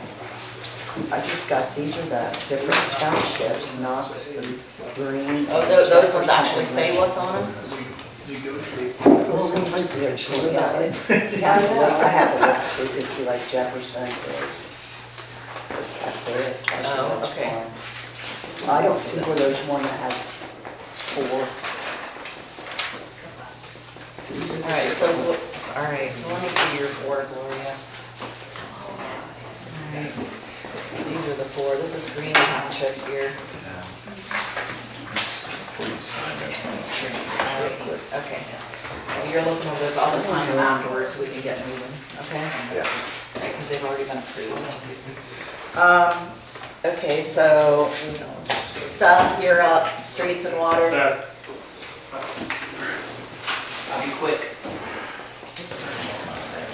You done? That's not it. Water, Here, he says it are these. Here. Okay, so that's theirs. I listened. There's too many of I them. got two. water, we got our PFAS results back, everything's good. Today we got the water tower shield reinstalled, that was something we was dinged on by IDEM. That was a major infraction, so that's now fixed. We started prepping the well houses for winter, so they'll stay nice and toasty, don't have to worry about anything freezing up. That's all I got on the water. Do you have anything else on the water? Going on to the streets, last week my truck was in Indy all week getting the LEDs installed. We got that back. We did end up getting to save a little bit of money on that, on placements, on where we put the bulbs, and we dropped a couple bulbs off. We got the Christmas lights put up. We are aware that some of the bulbs aren't glowing. It's not that they're bad bulbs.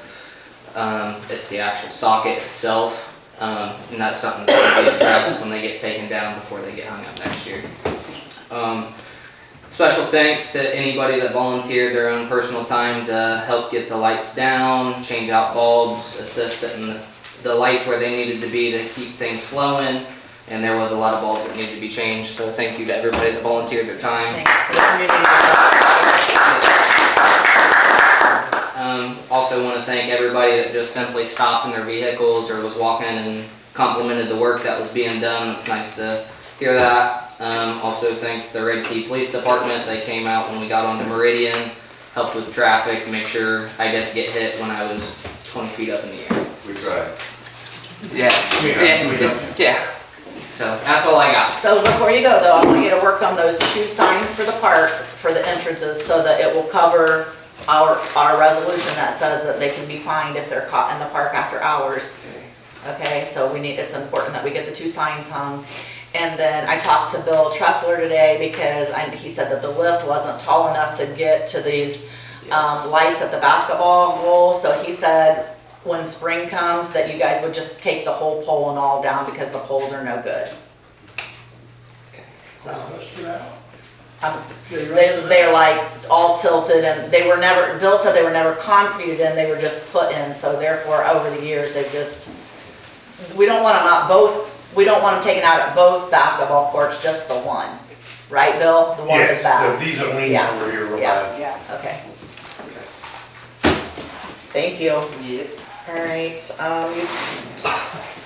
well, the utility department, that would be the sewer plant, that's gonna be you, Ted. I would prefer it say sewer plant. Well, same thing as Seth said, the sewer plant also has to be ready for winter, so there's heaters, UV lights that have to be taken out, certain things that have to be changed out, so that's all been done. Miller Pipeline, they're just because the landfill is behind the sewer plant. We've charged them already about $18,500 for dumping fees. And they've also, Seth mostly negotiated, so they're leaving about $3,000 worth of sand and gravel for us to help like patch up any work that they may have missed and stuff. Miller will be back next spring to help just finish up any kind of damages, repairing damages. Case should still be here for a few more weeks, hopefully, to finish up any hard surfaces. Having a meeting. Will it still set up in this weather though, Ted? Because I thought it had to be a certain temperature. I'm not exactly sure what Case is doing. They're supposed to be here though. I'm not sure exactly what they're working on. Okay, I'd like to talk to them though. All right, thank you. We're doing an asset management plan. We're meeting with the Alliance folks on December 3rd. Again, that's something that's needed for moving forward with the flooding project, but also for the current grants, current loans that we have. We have to have the current asset management plan in place. Rate analysis, again, we just signed a contract for that. Again, that's something that's needed. That's needed for the current loans that we have and also moving forward with the flooding project. We are meeting also, December 3rd is the asset management plan, and then December 5th there's a site visit again from some of the engineers that are going to be working on the flooding plant, and so they're wanting to do another walkthrough at Redkey and again really assess what's going on. And that's it. Did you see that Baker Tilly added the addendum that she wanted added? Yeah. So I'm just gonna sign that and Yes. send that back then. Okay, Yeah, great, that's perfect. okay. All right. Thank you, Ted. Did you have something else to say then? No, he covered it. So, I was just okay. gonna say that they were gonna be back next spring to maintain anything that tore up with the excavators on the west side. Okay, so I did have one question for you, Seth, too. You know, when I applied for the CCMG grant for the streets to be paved next year, I had to go through a lot of work this year because before they were allowing Luke Hemmelgarn's group to, which was working with you guys up in your office, right? They were a part of you. I'm talking to you, CM. Don't they have a section in somewhere in that same Me, building? John? Yeah. Oh, yeah. Yeah. Sorry, I was So didn't recognize the name, so. this will be the last year that they wouldn't even let them help put in the information anymore for the CNC grants. And what I hate saying this publicly, but I feel like they're trying to push the little towns out and allow the bigger towns to grab a hold of these grants to pave these streets. And I'm working real diligently. I'm not gonna let them get away with it here in Redkey. We're not gonna let them get away with it. We're gonna continue to get our grants no matter what I have to do. In saying that, the reason I'm asking you is because we have to be PACER, somebody has to be PACER certified, which it's expensive, like thousands of dollars to have somebody come in who is PACER certified and rate our streets so that we can apply for these grants. And I got a hold of NDOT today, and there is a program where they will teach somebody to go to school to be PACER certified, Seth. And if we could have somebody in our town that's PACER certified, it would certainly save us a lot of money long run. Not that we wouldn't offer you, if you could do that, some kind of compensation for that. But if you're interested, I would like to know, because if not, I guess I'm going to volunteer myself to do it just so that we can save No, we could in the definitely look into future. it. We're gonna offer in-house support. In-house. Okay, yeah, So, in-house, yeah. You're gonna have to have somebody to come back up as well. And then, so Luke and them won't even be able to pave our, we had the same people paving our streets for the last several years now. They're not gonna be able to do that because you have to to be able to pave them, you still have to be PACER certified. So then we're gonna have to find someone to pave the streets. But I'm not gonna let them out of my sight. I do them every day. So I do have next year's taken care of. Now, when it comes to 2026, I'm gonna have to have a lot of help, and we have to start early on that. We can't, because that's detailed and it's hard. It's hard to get. So, but I'm not gonna let it go. All right, you're up, Jenny. Oops, wait a minute. Let's go to the fire department. Mark first. So pretty quick for me too. We've been pouring over the multitudes of fire trucks that are out there, so still looking for one. The ones we found that are the best fit are quite a ways away, so we don't really want to travel to many places if we don't have to. Pump test, last we heard was supposed to be done by the end of the month, but we never did get that scheduled, so at this point we're still good with having 2 certified pumpers until that pump test is done. And you'll get a hold of Byron and Jimmy. They both want to be there for that test, right? Yep. Okay. And then, I know we still owe you guys a signed town contract for this year, and then we'll need to start working on next year's as well, which we'll have to get the insurance numbers from both parties to plug into that, I think. So I've still been a hold of the garage. Why did you guys not reach out to them in perspective to the truck that I sent you guys? I could not find the one that you sent me, to be honest with you. I've had so many different people sending me different trucks. So if it you was send in it back to me regards to again, I the can email ask, that you were replying to, though. It's at the top of the email that we're both replying back and forth to.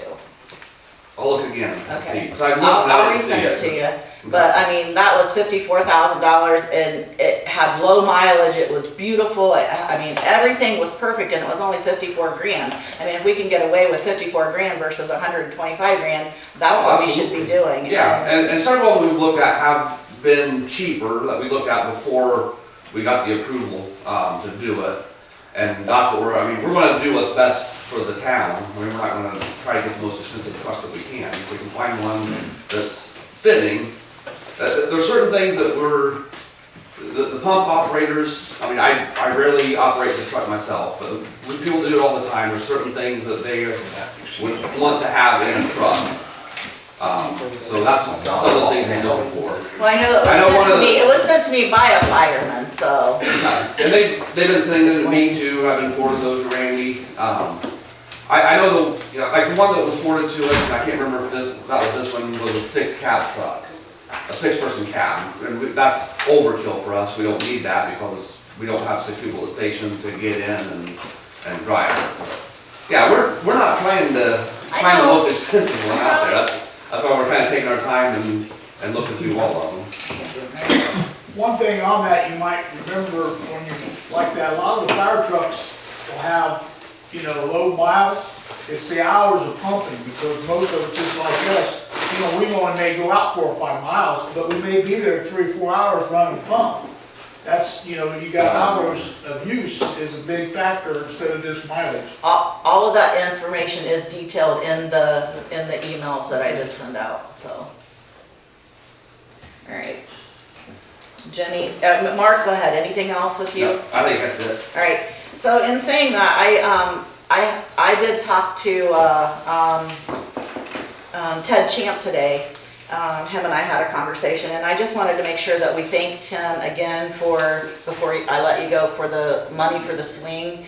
And he again was asking about why we haven't gotten the swing, and I did explain that to him so that he could take it back to the next meeting. So I want to make sure that we thank the Lions Club for all their contributions to Redkey, and that being one of them. And I also want to thank them for the money that they donated to buy the motor for the fire truck that's up at the Old City building. That was nice of them also. So, and they also told the community development crew that if in the future they could help them with refurbishing the fire station in any way, that they would do that. So I just want everybody to be cognizant of how gracious we should be to the Lions Club. They've done a lot for us. All right, Jenny. Okay. The only thing that I have is I do have the applications for the park board. I didn't print them off and bring them because I totally spaced it on my way home from work. But yeah, just like everything else, I forgot to print off today. So if anyone's interested, let me know and I will get you an application. all I have. One question, Jim. Why is there an application on that if you're not, if it's not a paid seat? Pete, It don't make sense to me. More than anything, it's just so that you can have a list.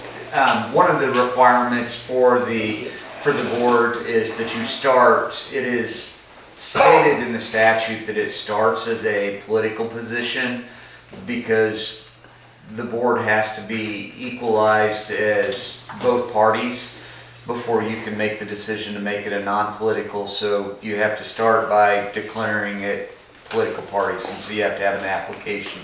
So you start it that way, and then after that, if you don't get enough from the political parties, then you can then go through and declare that you didn't get enough. So we made the application.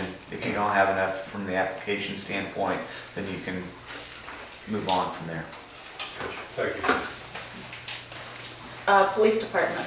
Brenda, Oh, you might fire department, that, the one that you sent me, that was an auction and that was the 6-person cab one. So it was overkill, Right. even though the price is good.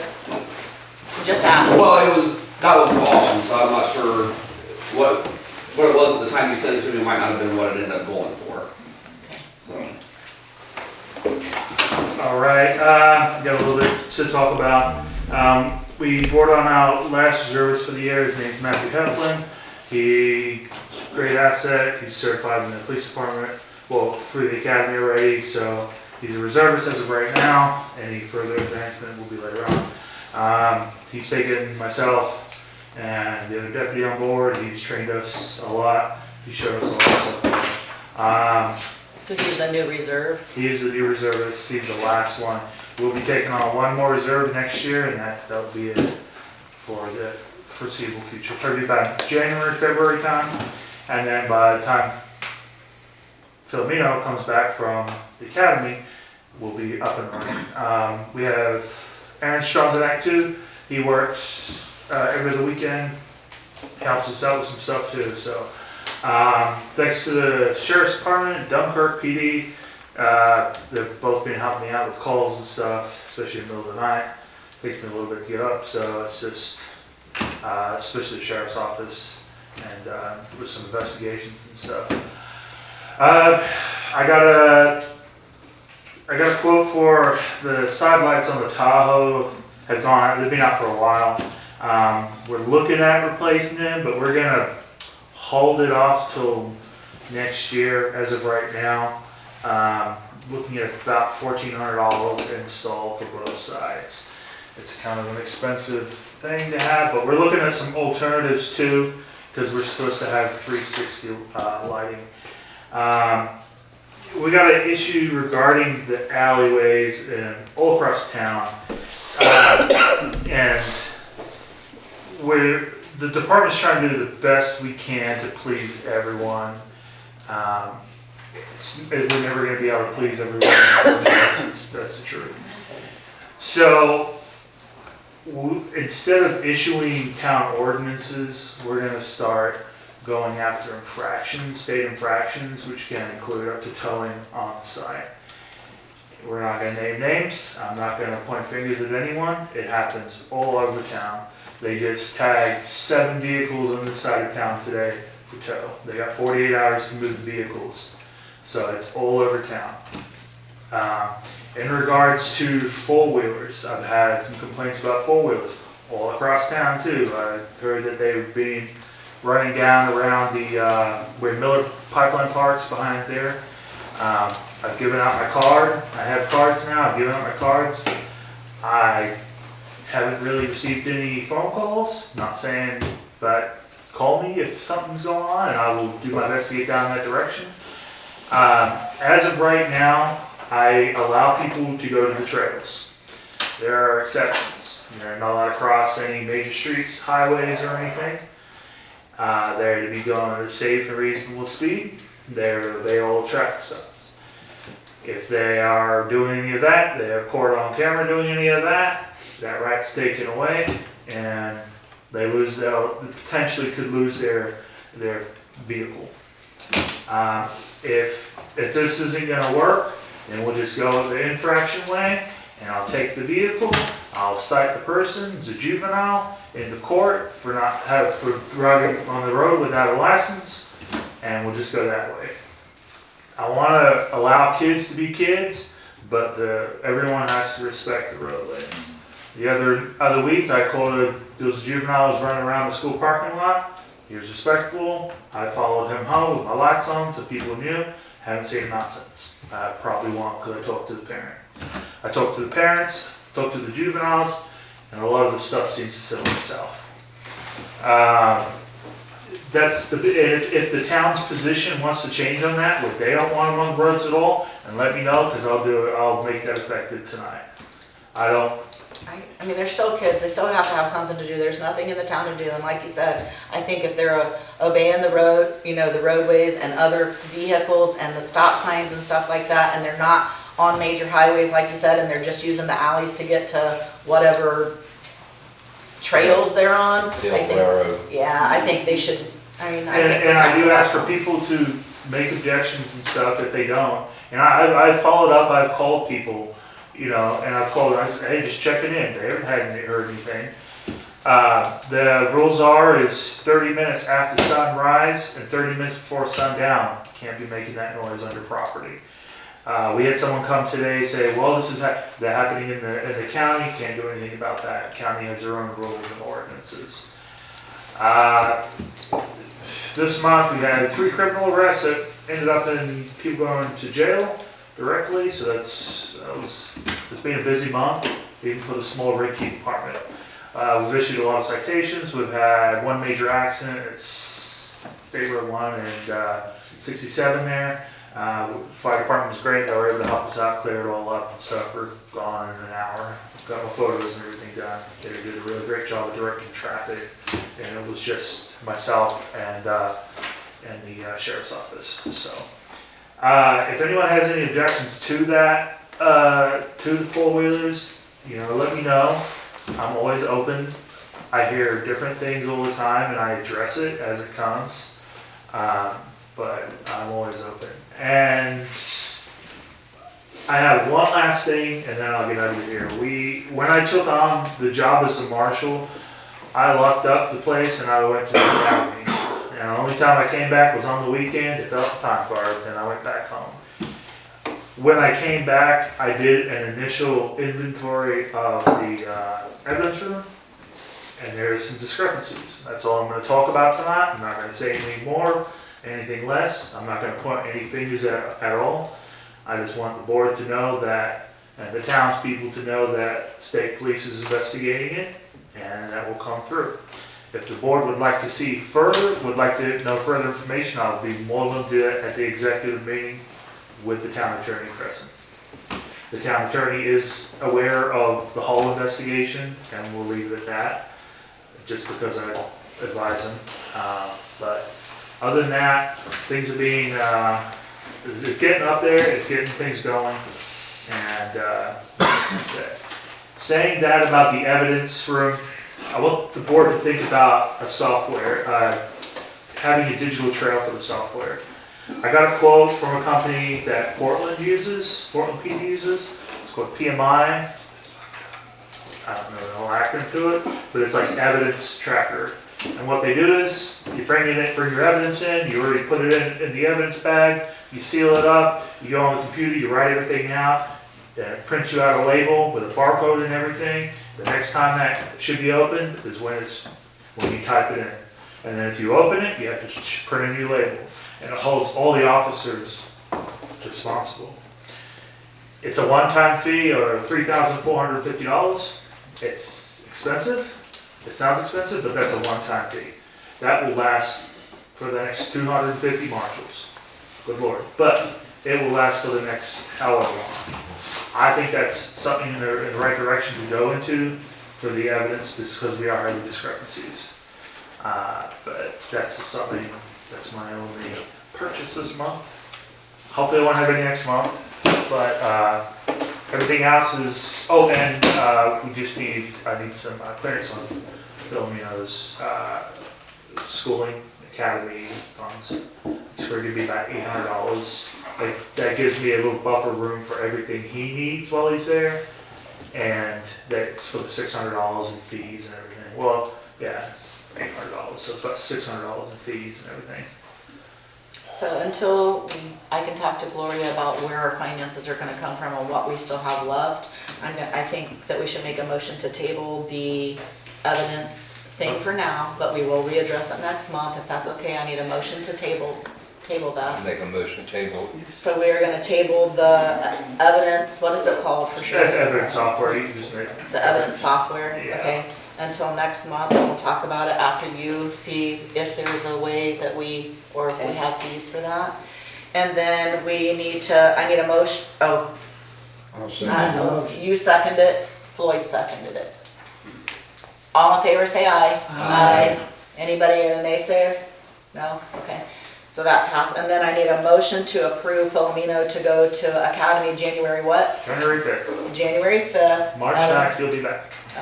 For a fee of whatever it costs to get him in the academy. It's about $600, and then he has a packing list, like just like I had. He has to buy so many polos. Unfortunately, they're not black like what we wear. They're dark blue. He has to have black undershirts. He has to have pants specifically for them. It's a pain, but I had to go through it too. Is $800 enough though?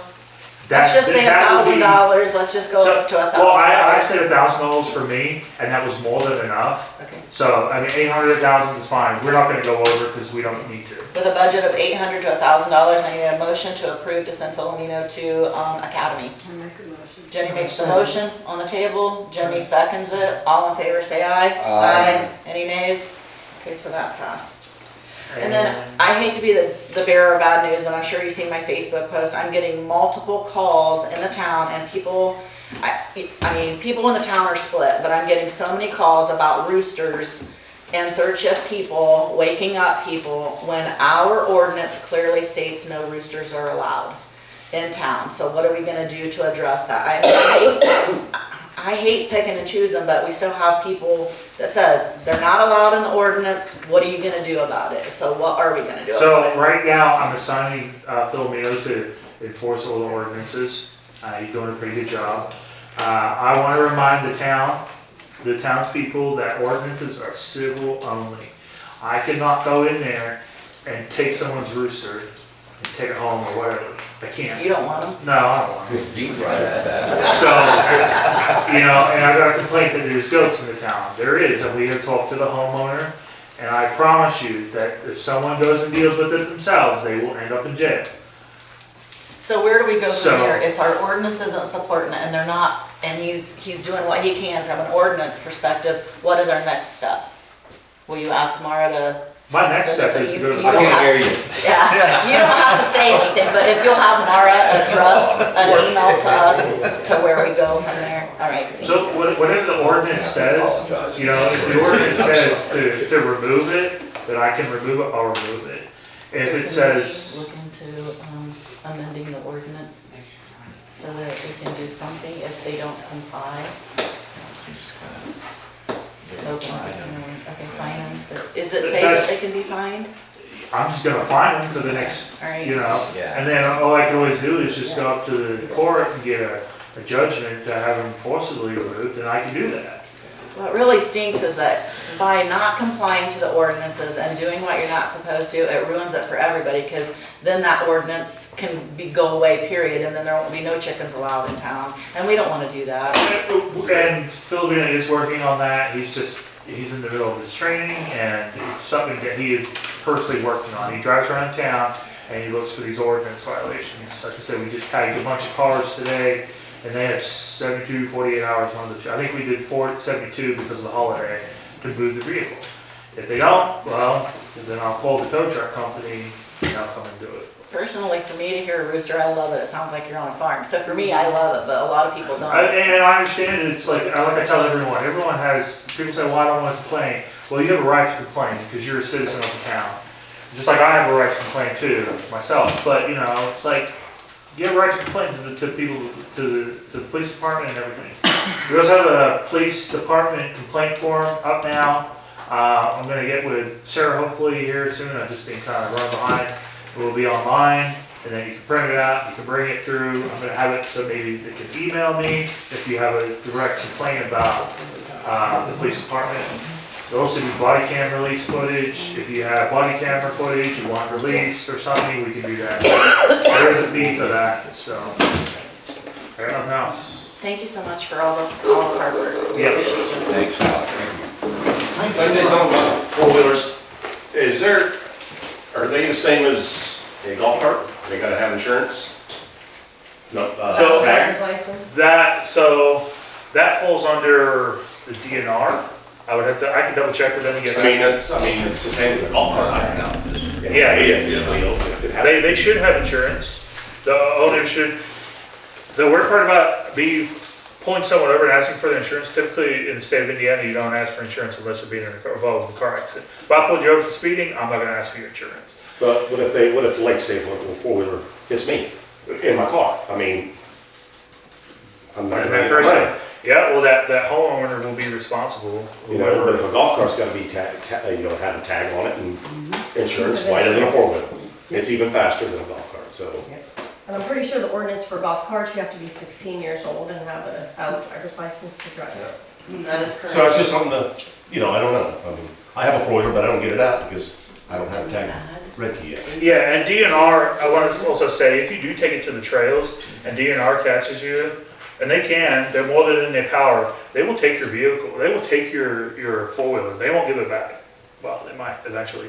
But if you don't have that $25 tag that's on there, and I'm pretty sure you have to show proof of insurance when you get it, just like a registration, they won't give it back to you. They're not like the local cops, they will take it. Just like if you were hunting without a license. They will take your firearms and your, whatever you got, and they will not give it back. What trails are you talking about? Down the railroad track? I think it's, over on that side of Going town. toward Ridgeville? I think so, yeah. So will you get a hold of the ATV and have questions for these folks with those answers by next meeting, please? Yeah, I can get in Do contact. they I have- just wondered because, do I have, I mean, I know we have a town sticker, but like for me, do I have to get a G County sticker? I think it's just, G County, if I wanted to ride out in the country, so would I have to get a G County? let me find out for you. Okay, I mean, that's something I guess we need to. I will definitely find out and I'll get back to you. I know it needs insurance, probably, And when it does come to the J County one, it would definitely be something that the county will enforce. I don't know if you know that I can't enforce county ordinances, only the county can. Just a question. With that being said, the pastor, do you have anything to say regarding the police or anything? No? Yes or no? No? Okay, thank you. Gloria, okay. I got 1 minute, Okay. yeah. There's 28 walls up at the city building across from the post office. I like to have 2 of them, one for the veterans, Hey, and one Jim. for the Redkey school people. I want you to talk, I do. Okay. Will you wait till it says Okay. council comments and then I'll get to you? Okay. Okay. Gloria? Okay, I have 2 things. First, we have one, water adjustment, and it's at 527 North Meridian. The bill was $225.95. It was adjusted to $114.25. And that was one of the ones that was the last one to be installed, right, Jess? That's Yeah, what they were yeah. one of the last smart meters to be installed and their leak was found at install. Okay, all right, yeah. So I need a motion to approve the adjustment, please. Motion we approve it, There's a motion on the table to adjust. I need a second. Jenny will second. All in favor, say aye. Aye. Any nays? Okay, and the second thing is Kyle Champlin, he brought, he's gonna be bringing our insurance for the town and everything. Because used to, we had everything with Barton and Brown before we came on board. Well, I guess they were supposed to take everything to Kyle, which is Portland Insurance.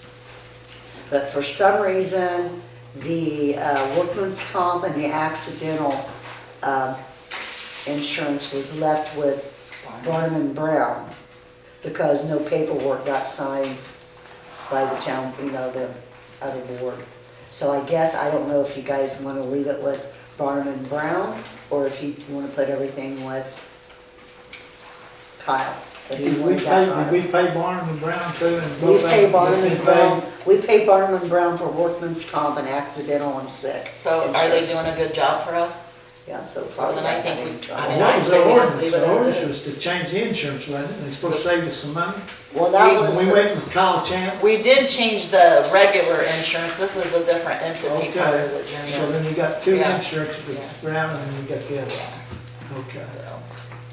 I mean, I said, does anybody want to, I mean, if they're doing a good job, I don't know why we just Leave it don't like leave it. it is. Yeah. Okay, that's fine. I just wanted to bring it up, because Kyle wanted me to bring You're it not up. changing anything either. Okay, all right.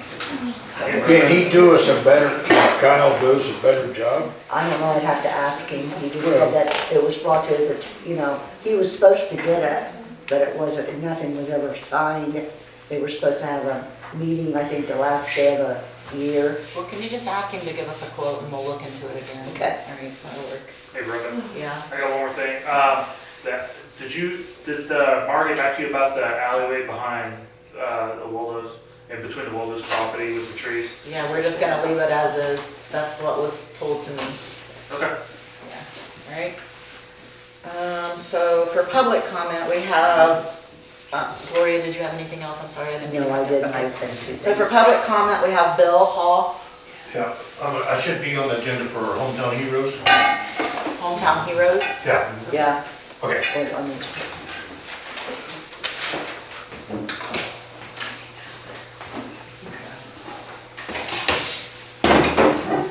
Okay. Get my paperwork together here. About ready for a nap. Take one for me too, will you?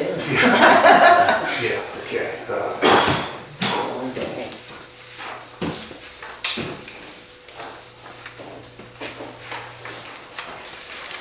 You awake, Floyd? I'm awake. Okay. Pass that. I'd rather be asleep. Me too. Dreaming about that in a little while. Me shooting a deer, probably.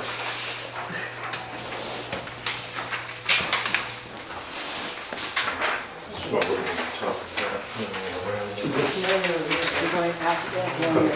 Okay, yeah. I gotta have one to look at. I did, thank you.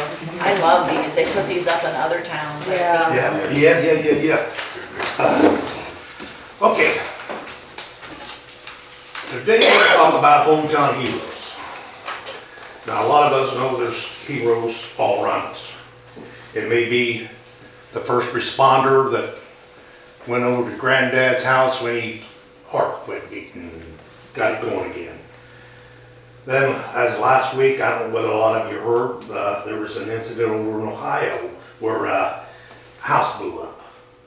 Well, the fellow in the meat market there, right across the street from that house, he heard it and he went over and pulled the guy out, which happened to be a family member of ours. So he's our hometown hero too.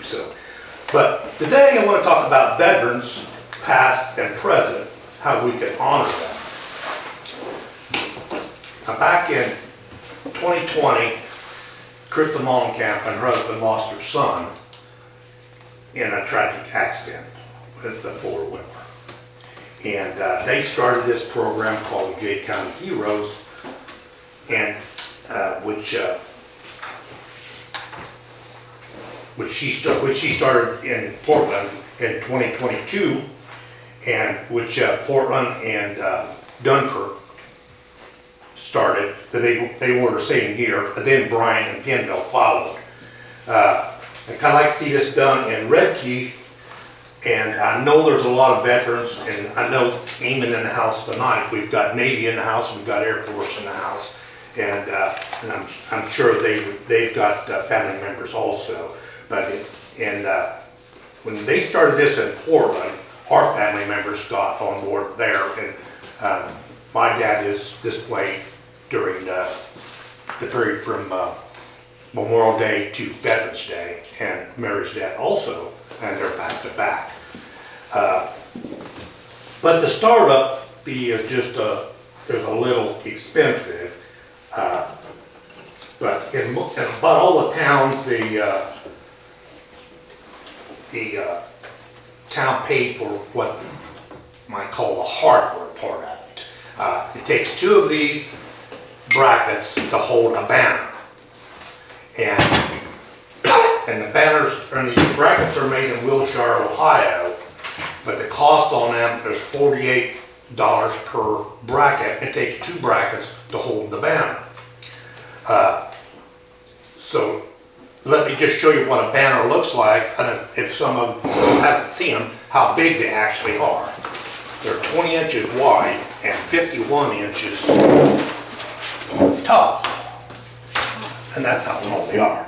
They don't look that big. When they're hanging, they don't. Yeah. And that's when she told me, says, they're 51 inches tall. I said, oh, I'm sure they can't be 51 inches tall, but you know, and they're supported this way. They're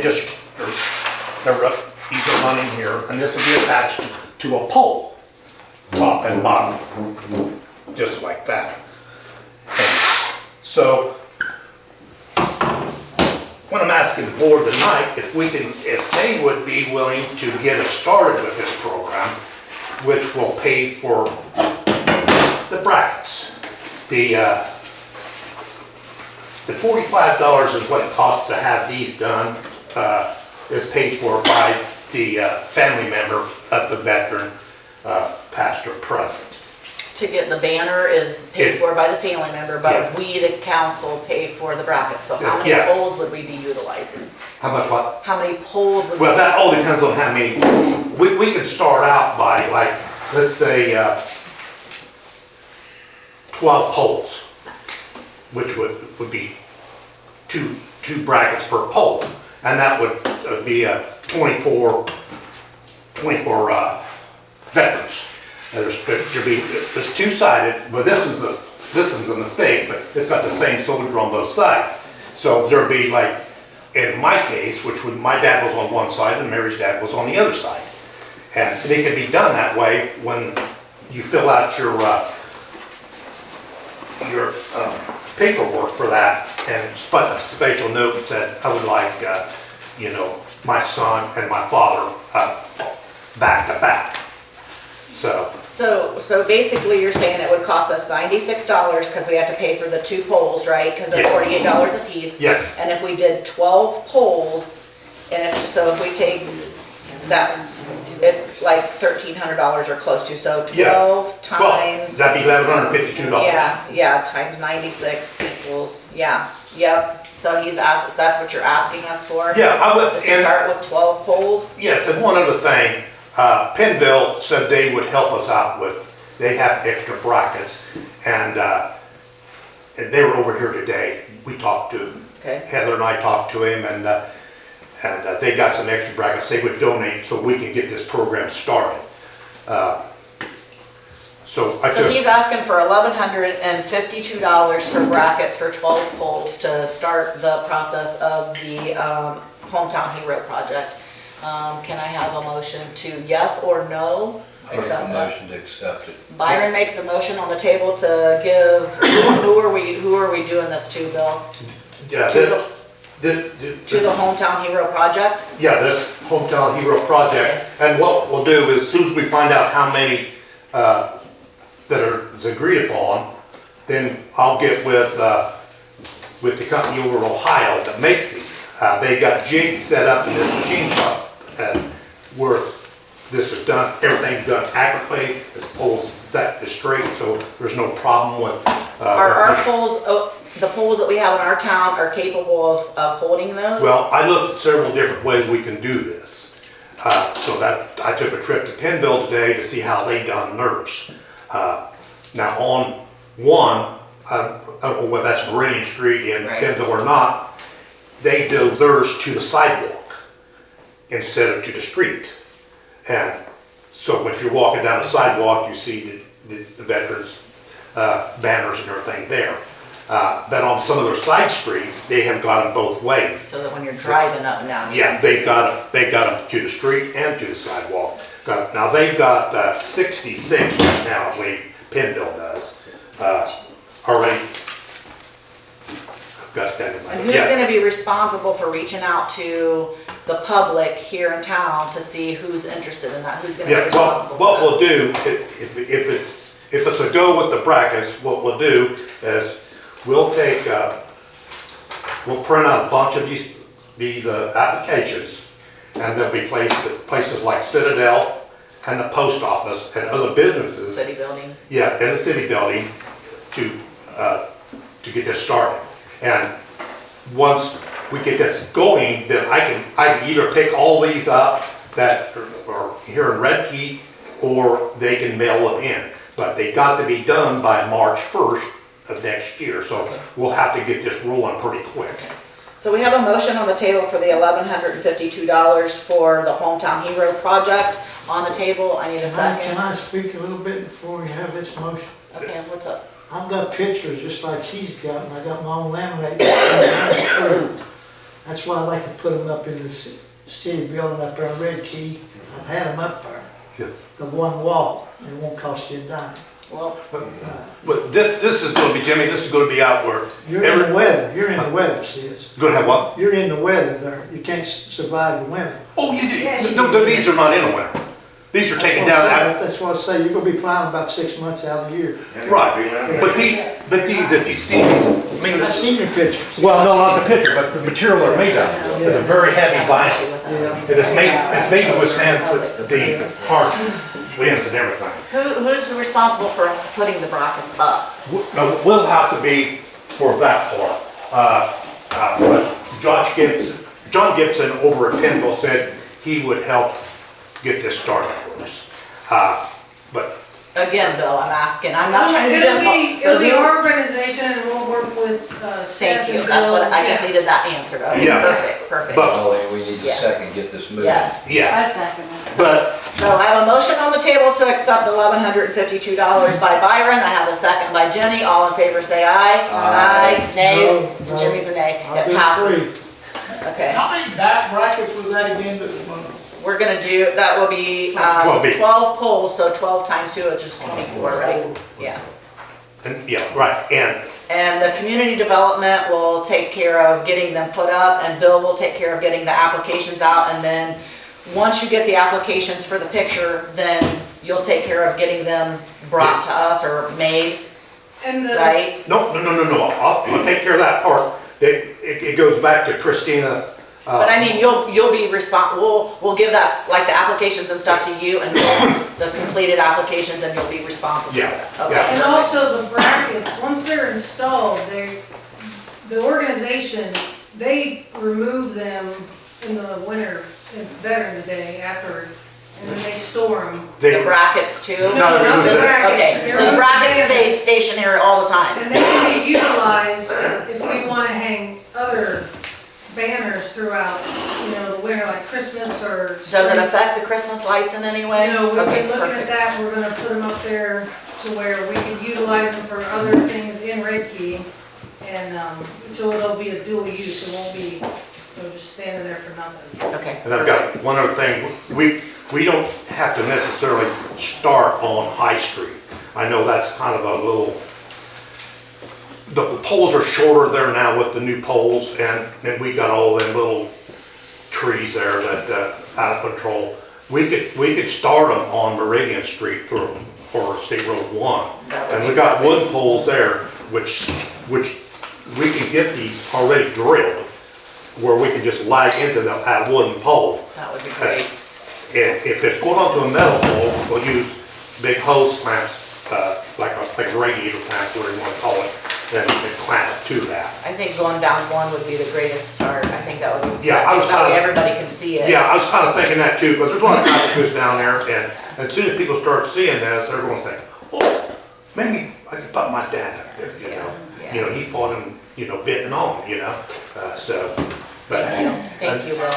If I could add one more thing with Jimmy there, but he was talking about, What is that? That's my phone.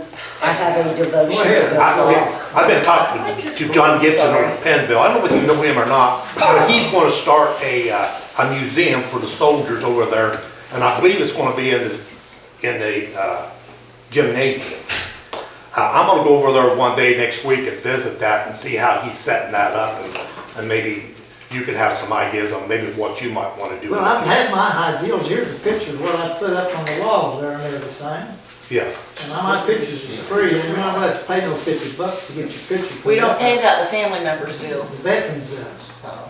Yeah. That's what I say, mine's free. Yep. That's not gonna hang. But everybody not gonna see that, I mean. So that's gonna hang outside for That's all to right, see. his will be outside, mine will be inside. All I ask is permission to put these veterans back up on the wall at the stadium. That's all I ask. If you don't give it to me, then I'm. We'll get there. A veteran won't get it. Okay, I'd like to thank everybody for voting that in, and well, I'll get this thing started. Is that your name on here for something too, Bill? I mean, did you address Oh, what? that, I just had him sign it. Okay, yeah. all right, okay, all right. So Amy, you're up. Thank you, Bill, for all your hard work. No problem, thank you. Thank you, Bill. Yep.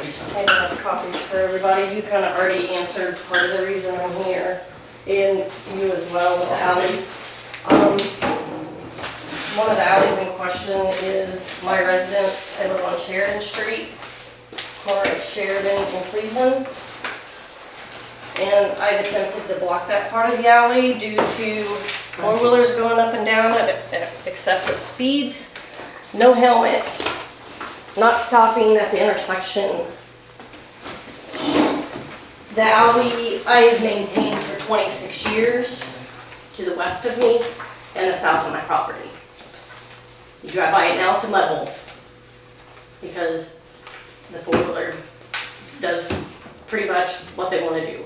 We've been in contact with the police. So I guess my concern is a vehicle at my residence last week got tagged for parking there. But the same exact alley that butts up to it, that resident dumped tons of gravel there. So you can't go down that part of it. They parked in that alley for 2 years, and I don't have access to go down that alley, but my vehicles are getting red tagged on my part of the alley.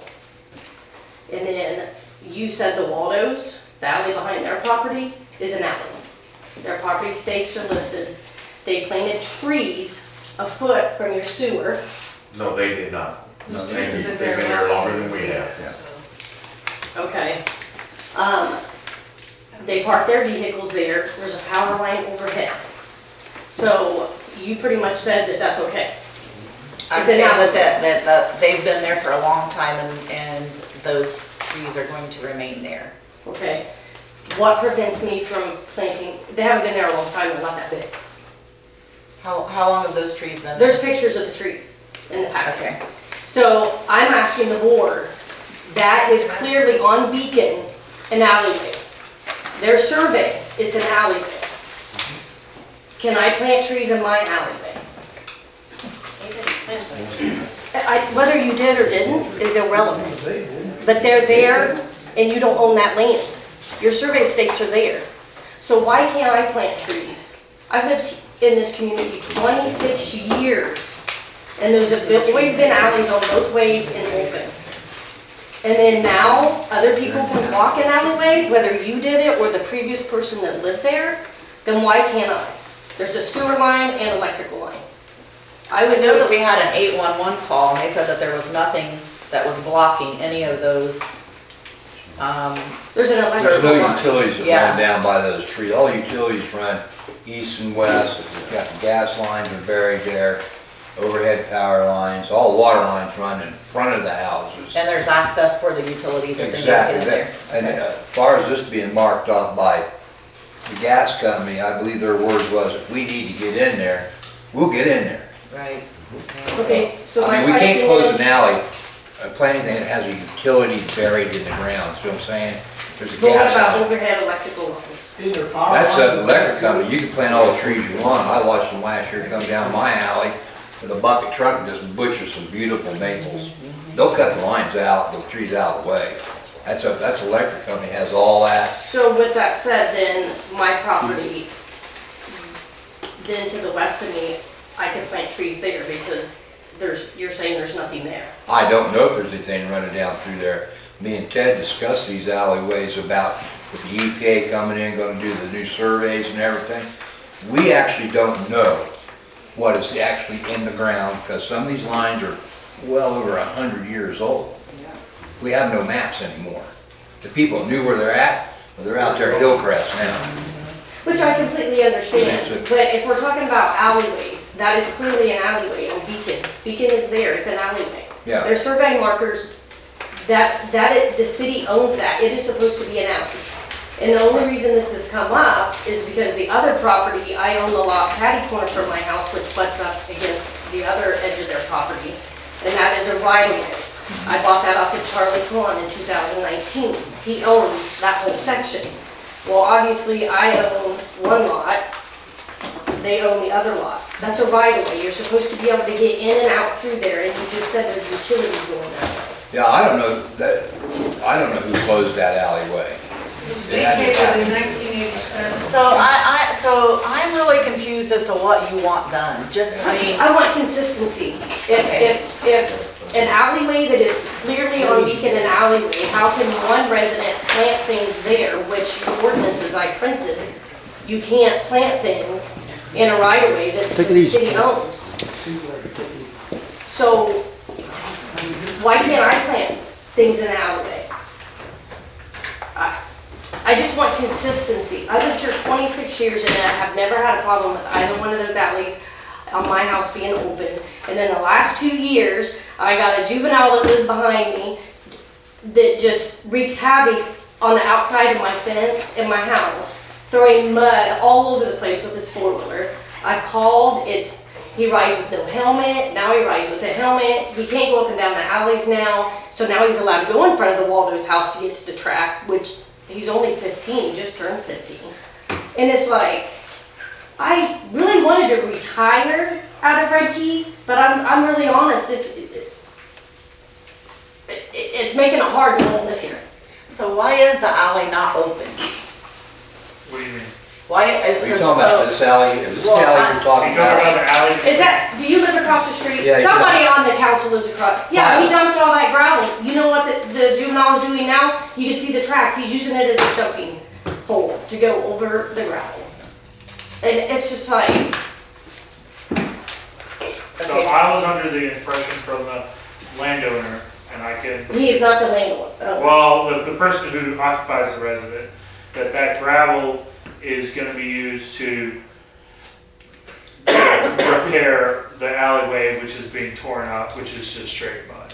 Well, then if it is truly for that, then they need to level that out so that it's not blocking the alleyway. It's No been there ifs, 2 ands- weeks. No ifs, ands, or buts. It needs to be leveled out. He needs to get it leveled out Okay. sooner rather than later to open that alley up. Give him a timeline, if it's not done, then we'll When send do you want it done Ted by? down there. Huh? When do you want it done by? I mean, you're the officer, so what do you think is a good time frame for him to have it leveled out? Another 2 weeks, that'll be a month. By next week, Okay, give them the weekend. okay. By Monday then? And if not, then we'll go down and we'll level it our way. I mean, we'll have the town do it. Okay. By Monday. Okay. But if I had 811 come out and there's no utilities running, do I have the right to plant trees there? I maintain it. I've lived there 26 years. I know it. I You take talking care about of this it. part here, this alleyway? The other direction, yes, between my house and Oh, Lynn's by the house. back fence here? Yeah, that's my property. Well, you go, I don't care if it's on your property, plant what you want. It's not my property, it's an Yeah, alley. it's an alley, so here's what's gonna happen. She's gonna plant trees and I just thought that before, alley was closed. that one is not closed, it's open. Yeah. So Across the she's, street, across the street, yes. across Cleveland is closed. So if we tell her that she can plant trees there, then the four-wheelers are gonna go down there and run over her trees, and then we're gonna have another issue. I think, You think I thought that alley was closed. Yeah, but the trees behind the Waldo's, that's free property for anyone to go up and down as well. And those trees are big enough, they're not, all I'm saying is if you plant trees, they're gonna, because of the quarrel that you guys are having, somebody's gonna run over those trees unless you get great big ones that you're willing to put hundreds of dollars in to have, put in the ground there. Which is still city property, so you shouldn't be planting trees on city property. Yeah, but there's trees. on But that they city didn't property. plant those trees there, those trees are Yeah, but already they should there. be taken up then, and because that right of way has been blocked by an artificial fence that they put up, 811 came out, and there's a picture of that, the gas line runs 2 feet to the other direction of their fence. So if they put their fence there, they're enclosing the gas line, which that's the whole intents, purposes of alleys and right of ways. But what does their alleyway have to do with your alleyway? There's no alley. It butts up. An alley's an alley. I know, but if you're gonna complain about what's on your property, right? I mean, do you use that other alleyway is what I'm just trying to understand the whole Okay, ballgame. so I've lived here 26 years Right. on a corner lot. Right. I have an alley on 2 sides. I cannot close those, was told I can't. They're alleys.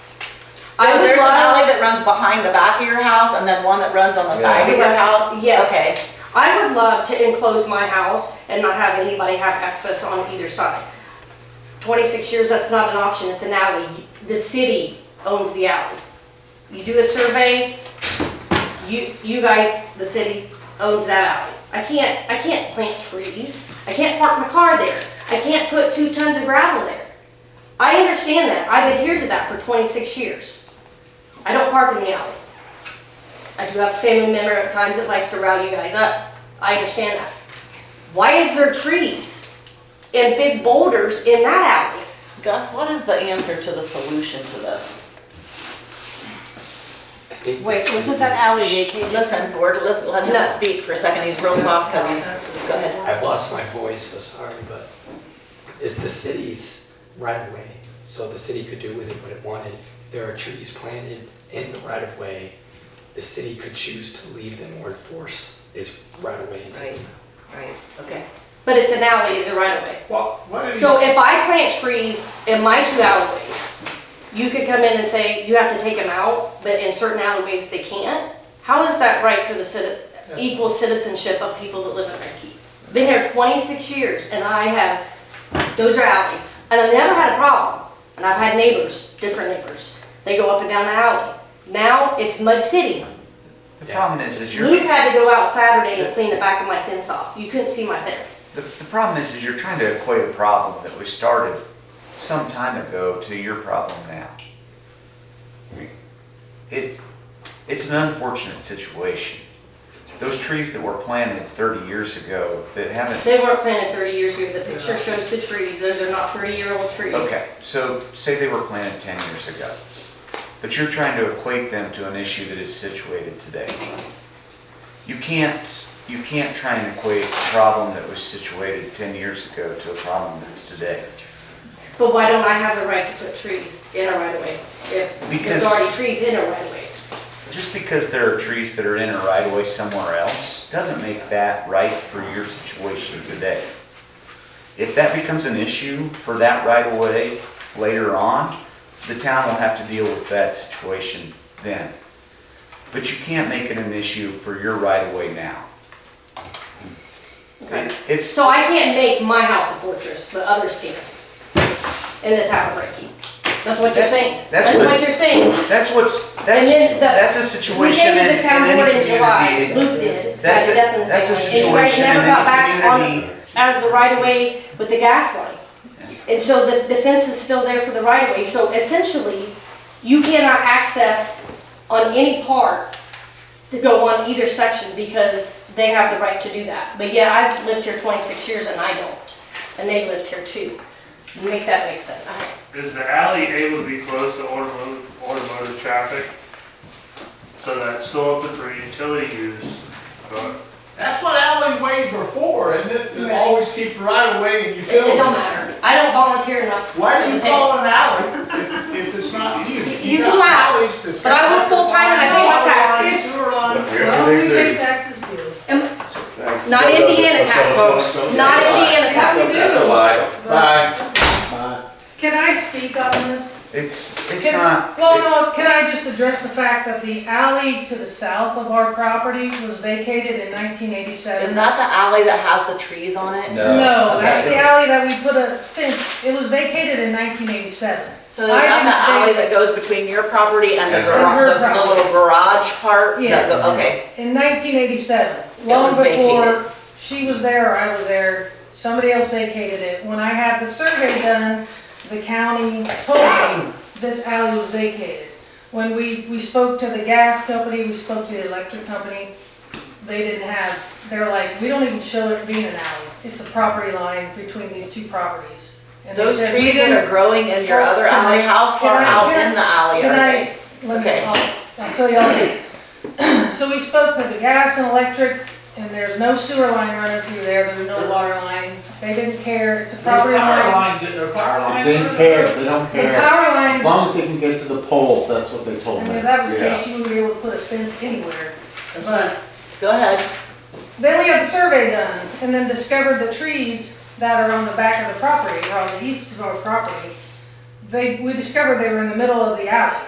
And it was like, well, that's unfortunate. But also, right where those trees are planted, there were 2 former fence posts that are still there. So, because nobody ever has a survey done on any property in this town, the guy who put the fence there years ago thought he was putting it on his property line. And then the guy who planted the trees thought he was planting it on his property line. So he planted trees on what he thought was his property. So when he lives across the street now, I went over to talk to him. He said, no, those trees are in your property. And I said, no, actually, they're in the middle of the alley. So when you had the survey done, they were They're generally right what you smack thought? dab in the middle of the alley. Okay. So the only reason anybody knows that they're in the alley is because we paid to have both, because we own both sides of the alley. And we paid to have the survey done on the property so we would know where to put our fence, because we weren't gonna put it on city property. So the only reason that they know where the property line is because we paid to have it done, so now that's where the alley is. My so-called fortress is to hold my freaking nose in. Right, So they can yeah. take and shut up there, you know what? So that's the deal. If the town wants to, they've been there at least The probably trees are 15 existing, they were years. there from a former person, so we're not gonna have you cut them down, but Well, Waldo's And if they own needed to be cut property. down, they would be cut down. yeah, if we had to get in there, yeah, if we had to do it for Yeah. utility purposes, we would have to cut those down. Well, Waldo's that's up to own y'all. property on either side of that alley and stuff, and so then by that, there's an easement that, That they would allow the utilities. Right, Yeah. and so they can vacate We talked it. to the company and they got it. Okay. I noticed by the pictures here, there are utilities that run through there. See the manhole cover? Yeah. Yes, One there is, is- there's a sewer back there, yes. There's a That's what I was sewer, saying an about old the other sewer alley or on new the other side of her house. We don't know what's in there. You know, we're not gonna know till, well, who knows, we'll probably never know what's in there. No. So I guess, this is gonna be an ongoing issue, but we're gonna leave it as it is for now. Okay? It's been an ongoing issue since I got back from the academy. Yeah, he's been down that inside. I'm sorry a that, lot. so, I mean, according to our attorney, Gus, he's like, What? you know, Oh, I'm sorry. that we, you know, that they were already there, and if the town chooses to leave them there, we can. However, if you guys understand that if utility needs to get in there for any reason, that those trees are coming down. Yeah. If they have to. Absolutely. It's Okay. not our property, so it's Yeah. whatever. Perfect. It's whatever the town wants to do with it, if y'all decide to take. And then you'll make trees sure down. that the gravel gets cleared out of the alleyway so that those people have It's already been access, you know. The homeowner's already been told. All right, thank you. All right, moving on. So that was all of the public comments. We do have, an award for, if both of the, Grady sisters can come up here, I appreciate it. Amy, Heather.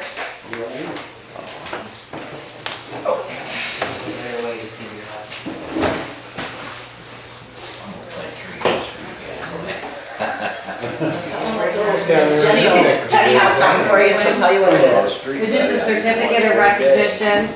It says the certificate is proudly presented to the Redkey Community Development for your outstanding contributions to our community. And we are very grateful for all that you do, and thank you very much. And,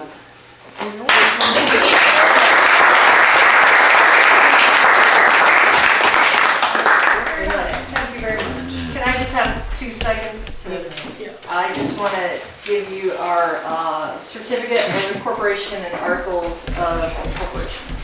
Okay, That we'll give those to we- Gloria to keep on a file. We have our 501c3, so in January, we hope to start applying for grants to further restore the clock and help the other businesses and other organizations in town, and everyone come out for Santa.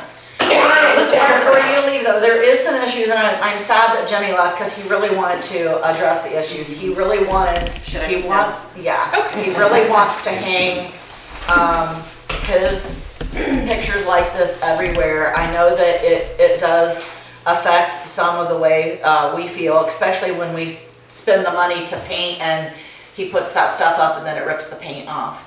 So I have talked to Pete, and we are gonna come up with some kind of a contract so that Interlocal agreement. an interlocal agreement so that you guys, so that we know who's using the building, how it's gonna be used, how we get in, who has the keys, how it gets controlled, all of that stuff, so that we can control what gets hung on the walls, what doesn't get hung on the walls, and all of that stuff, so that I just wanna know that you guys will be willing to work with me once we get that taken care of, so that there's no more arguing and fighting over what can be hung on the walls at the city building. And we don't want that either. And our main issue is that everything we've done up to this point has been donations from very generous members of the community. And we feel like if we have to go back and ask for more paint because paint's been damaged by something that's been hung on the wall, then that's a failure on us to be good stewards of what we've been handed to do. And the main thing we want to do is be very transparent with the money that we raise and how it's spent so that people will trust us to continue on this work. We know the town's not able to afford the repairs for the clock. So our goal is to do the fundraising, apply for grants, do whatever we can to get the money to have that done. So that's our main issue. I know I had a conversation with Heather. My only concern as a council member is insurance liabilities. Exactly. So, I mean, you guys are using it for movies. If somebody gets hurt, who's responsible? Right. You guys are in there in the clock tower. If whoever's working Right. falls out of the clock tower, who's responsible? Right. If the kids for Santa are in there and somebody gets hurt, who is responsible? So we really need to, in some aspect, have Yes. work out something in this contract so that we know where we stand Exactly. for legality reasons. Exactly, and we agree with that. Lease it to them. Lease the building to them for $1 a year. Insurance and everything else will be up to you guys. That way, that stops anybody from going in there and hanging pictures up, because then they'll be trespassing. But at this point, I mean, right now, the furnaces keep having a lot of repair, and I don't know that you guys at this point in your committee are able to take on the forbearances of We're all not. of that expense. We're not, at this point, we're not So- able to take on the expenses of that. Yeah. This snowballed very quickly. We didn't expect it to turn into this as fast as it has. That's why I'm gonna have them work on the Interlocal agreement. interlocal agreement Right. between you all and the town and the council so that it's covered. And once he gets it, we'll present it to you guys and we'll invite you back and we'll present it to you. Everybody will get a copy and we'll present it and then we'll go from there. And then there won't be any questions as to who gets to do what or how it can be done. And I assume it would be something like this, like what you have at this building? Yeah. Where, okay, yeah, that sort of thing, okay. Yeah. But that way We we know appreciate that. who's responsible for all of that stuff and then nobody's held responsible for a liability that we don't know who's responsible for. Right, right. So- And because those are things we That's that. consider, like, we really don't have control of it. I mean, not that we want control, we don't want control. We just we wanna do good things for the town, make things better. And and the town deserves that too. You guys are opening the doors for more things to be done to bring the community together. So we appreciate that. Absolutely, So absolutely. we'll work Thank you. together. Okay? Absolutely. All right, thank you.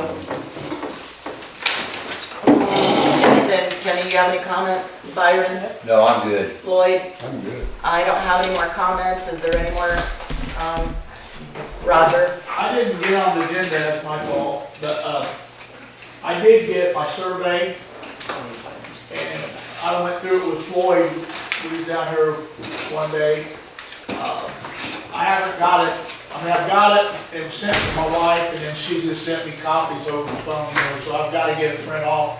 But what it boils down to is, there's a marker down here on the road where you come in, like where they park on that side of the hill. There's down there where the brush is in that weed corner where there's old sand and dirt. There's a survey there, and there was one up here. Now, I don't know if they had yellow caps on them. I don't know if somebody just pulled the cap off. I was just asking this young man if he had a metal detector, could we see it? But when you eyeball, this is going back to the liabilities, what I'm worried about. where this stake is on that corner, and down here, your girls' softball fence is on my property, about 4 feet. The scoreboard, that board's on my property. So what do you want, what do you want us to do about this Well, situation? I don't want you to do anything right now, but I need something when you're talking about liability and coverage is something, and we gotta have a lease or something there. Now, I mean, And that's through the Little League though, right? it's town property. We don't. The best thing to do is buy it. Pardon me? I think the best thing to do is buy it. Well, I'm not saying that's not out of question, but I know Brian said something about that whole section because our fireworks are down on the end, but I think our fire department's been gypped over enough without having to find someplace else to do fireworks. And that's what we've always done. That's why I always told them they can do them there. Since I've owned it, which has been probably 15 years now. But I just want you to know, it can't stay there, or something's gotta change. A contract, that's what the young man over there in the corner might be able to help us out. But see, I don't wanna be responsible for it, I mean, especially baseball and softball. so I think it comes down to you need to make a decision. Either you want a long-term lease or you want to sell it. I didn't say a long term, it could be a yearly lease, basically covered during the season, but no. What do you think? I didn't say anything. I mean, we just need to know which Well, direction to that's head. something the board's gotta continue to think about too. Here's the thing though, with Little League, we've never been, the council has never been brought into any of their things, none of their funds, none of their meetings, we don't know anything about what the Little League does, and they're the ones that actually utilize that land. So we actually need to get with the Little League and see what they wanna Well, do. then they need to come to our next meeting, or we have an executive meeting with them here. I mean, with you being over the park, Jenny, can you correlate with Zach and them guys to see if they can't get with us, and what do you recommend? Yeah, I mean, if One of them. So, and then, are you willing, I mean, That's what I do. are you willing to sell, or what is your I'd be plan? willing, I would just be that willing to piece. sell that to the south. just the sliver. There's one, just a strip Well, with the ball and diamond, well, not the whole thing. no, Keep the fire pump. really, the diamonds is on this side, the fence is what's on me, okay? But like say, if you take that corner down there and go toward the dump, which is owned by the town, I would be interested in selling that. And that would free up that side. This side over here, it's not, if we get where the field is worked up and disc right now, that property line's in about the right spot from what the park uses, where them 5 or 6 trees is. There's another grass area of about another 10 or 12 foot to that east. Well, like I say, that doesn't worry me down there as good as out here. Line is out there.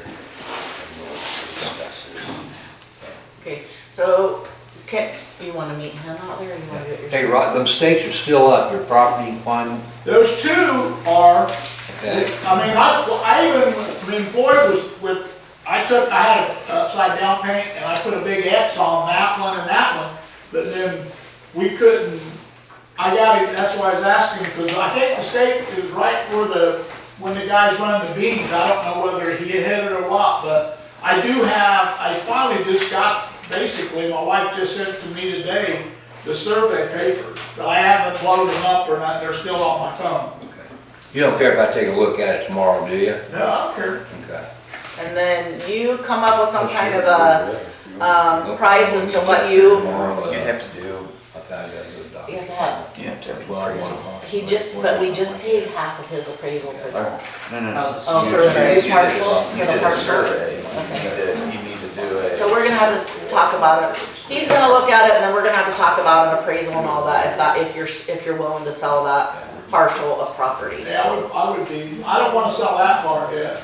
Okay, We need to figure out. so you're talking about from the ball diamond to the dump area, right? Basically where the weed patch is up there, okay, it runs like this way on the corner down there. If you walk around there in the daylight, you'll see the yellow stake, you know, the head of it, plus I painted an X on it with upside down paint. That one and that one's easy to find. I just gotta relocate this one down here. Okay. I don't know, maybe somebody could have come along and pulled it up, I don't know, but I do have how many feet it is, and if I'm thinking right, the feet this way is not as much, but it's like 600 feet over there. Behind those trees? Well, no, yeah, behind the trees, coming from that corner down, like I think it was like 617 or something, but but like I say, All right. I just I'm not trying to be, I mean, basically, I have a lot of love in Redkey. I do, you know, I've been on the fire department and this, that, and the other, and Lions Club, and I don't want to see nothing, but I don't want to be sued. Because everybody's sue happy, every little thing happens, and I don't want none of my other, what I've worked my butt off all these years to get away from some, you know, some of that. So if we get someone to survey that, You don't have to do it, I've got He's got the survey. I meant appraise, right? We need to figure out what the parcel looks like. And then the process is it. you You find out got the Google parcel. Maps up, is that what you're looking at? So, yeah, kind of. So can we say that we will continue this discussion so I can let people vote at our next? It's just like right Is that here. okay with you, Roger, to continue This this? part right here. See, I would In think you December? just want like a piece like this. What we need to do is put the parcel together of Okay, what you what, want to sell. this Going is, to, which I farm, yeah, this is my storage business, I built these houses. yeah, but I think we. You can go, Gus. You're free to go. Thank you so much. Basically, The town doesn't need all of this. This They is- just need the piece that you're worried about. You can add. If anyone wants to make a motion. So, we're gonna, table Roger's concern until December, till they can look at it. my survey, And, meeting adjourned. is here, it's here, and here,